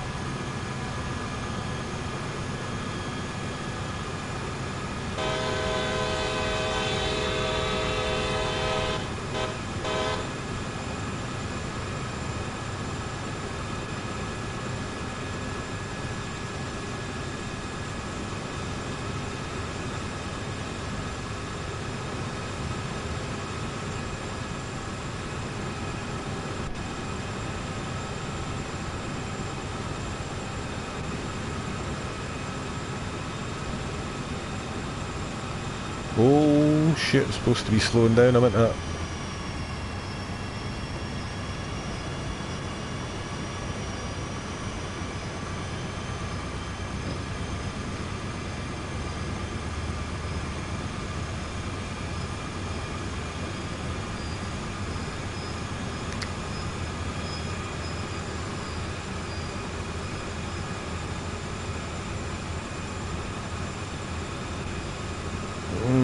That was horrible and messy. This is going to take a lot of practice. There we go, they suddenly bite.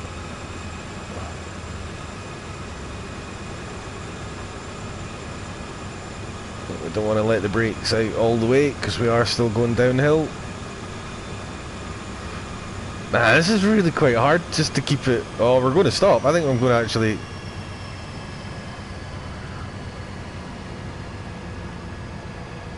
And again, it's because between the brakes and the acceleration and the sudden inputs, I've set that shock wave up that's now pushing and pulling the centre of gravity.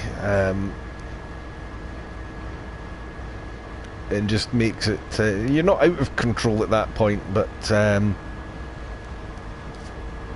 you're not necessarily 100% in control either.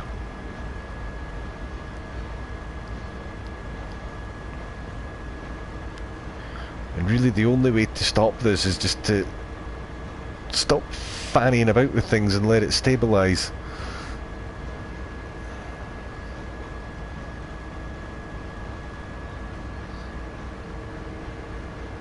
Long, long, short, long with last long. Yeah, I thought it was something like that. I will try and remember that. To be honest, big part of the problem this particular run is I'm paying as much attention to the instruments and the route information as I am to what's right in front of me out the window, because I've never driven this train before and I've never been on this line before.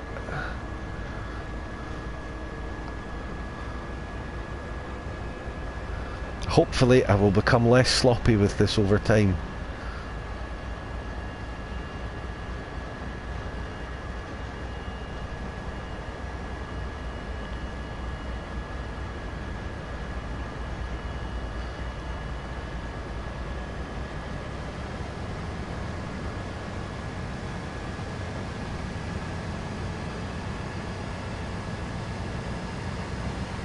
So you got the power on going down a hill and it's still pulling back because the train is still rocking back and forth. It's I'm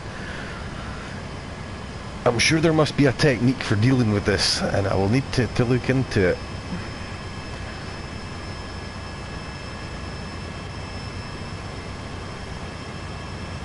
Because I'm sure I have read about this being, you know, something that especially American train drivers have to deal with because of the length of the things.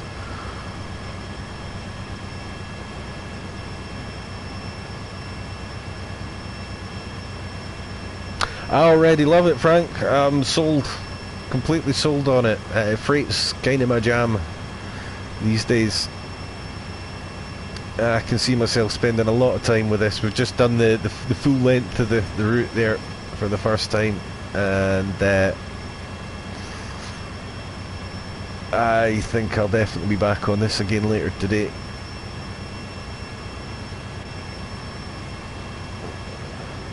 Well, certainly on the route, not necessarily on the stream, because I will of course have the launch day stream running. I think that starts a bit later on. I'll be watching that while I'm playing along.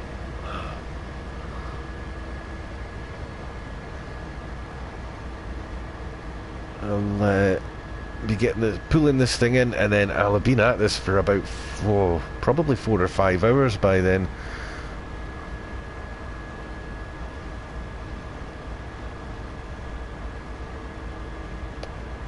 So it's probably time I stopped for a union mandated break, man.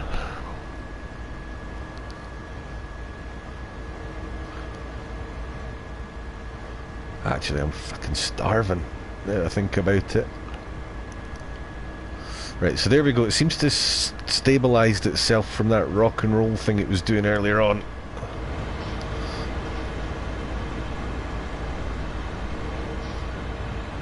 That's cool, man. That felt like there was quite a bit of variety as well along there. I mean, it did feel bleak, like being proper up in the mountains at one point, and then going along those little rivers and things, and then, you know, emerging back into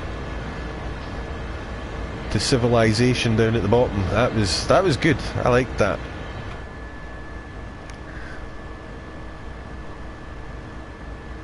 I like a route that makes you drive the train the whole time. And I think this definitely qualifies for that.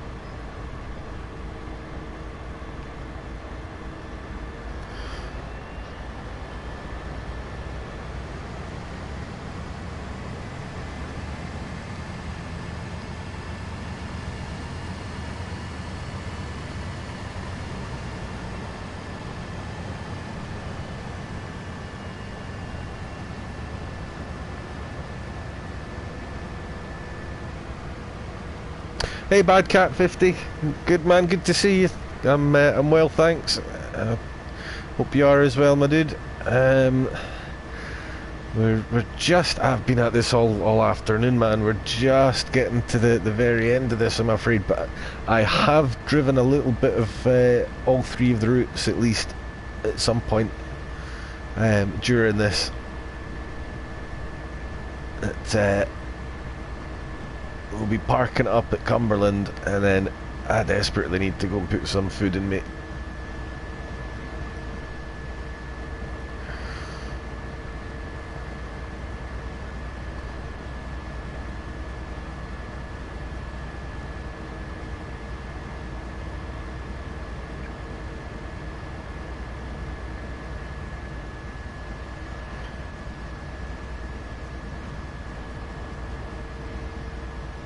I really do like this loco though. This is nice. Love it. It's a great sightseeing loco. Oh yeah, me too, Bad Cat. This game is just, yeah, I can see this being really, it already is really good. I'm more than happy with what I got for my money. And when you look at the roadmap, I think we're TGV. How did I get this far into the stream without saying TGV? Holy shit, I know I'm a freight dude, but I've wanted TGV forever, and yeah, TGV's on the roadmap. TGV? How did I get this far in without even mentioning the roadmap? Good lord.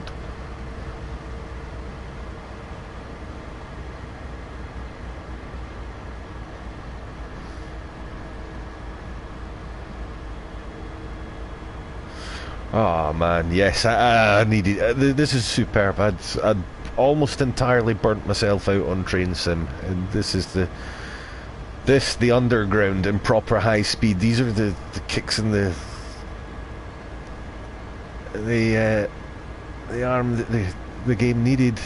Any one of them would have done, really, as well. To be honest with you, for changing it up.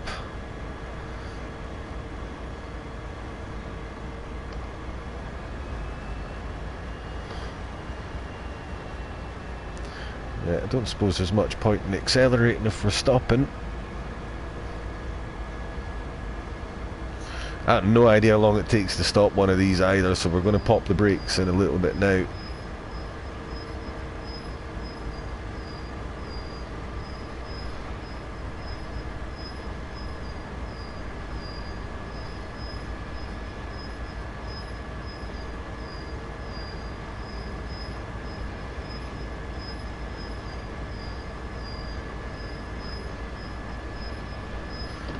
Right, I don't think I need to brake that far away.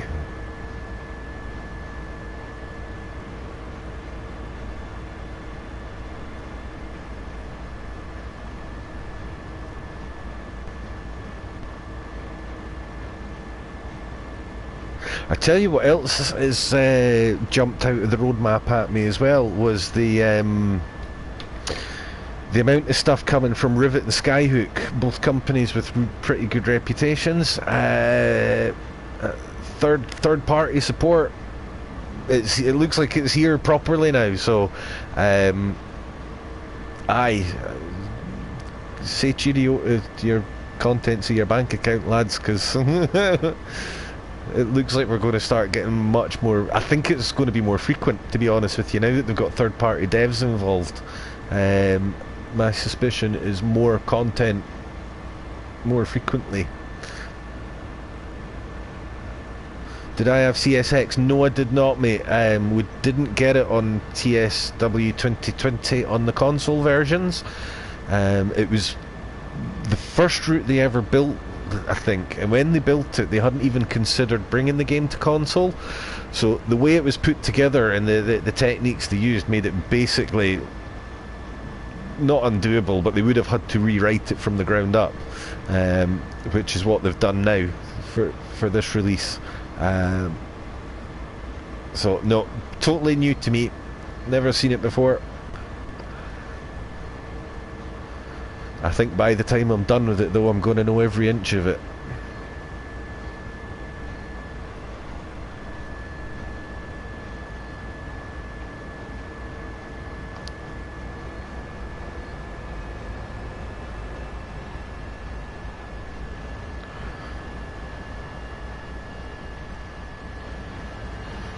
Oh, I enjoyed that so much. In fact, controversial statement, I had more fun doing that than I did driving at 250 kilometers an hour. Yeah, I went there, I said it.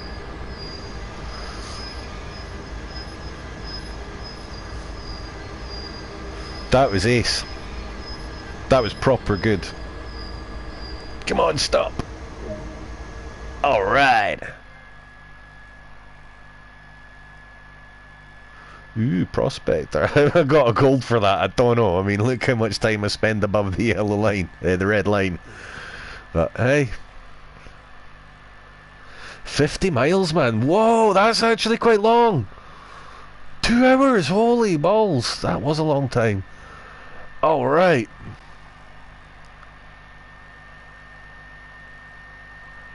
That was good. That was really good.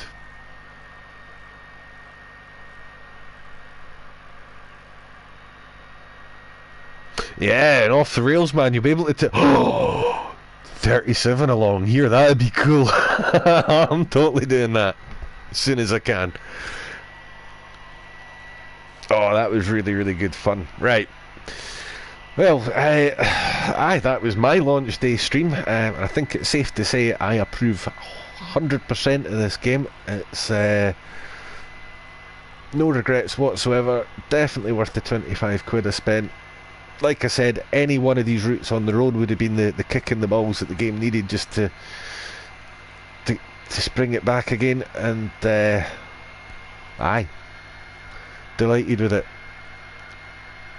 So that's where I'm going to call it, because it's been a long, long afternoon. I am absolutely knackered. I had a great time driving that, and I hope you guys enjoyed it as well. And I will see you guys next time. Bye bye for now.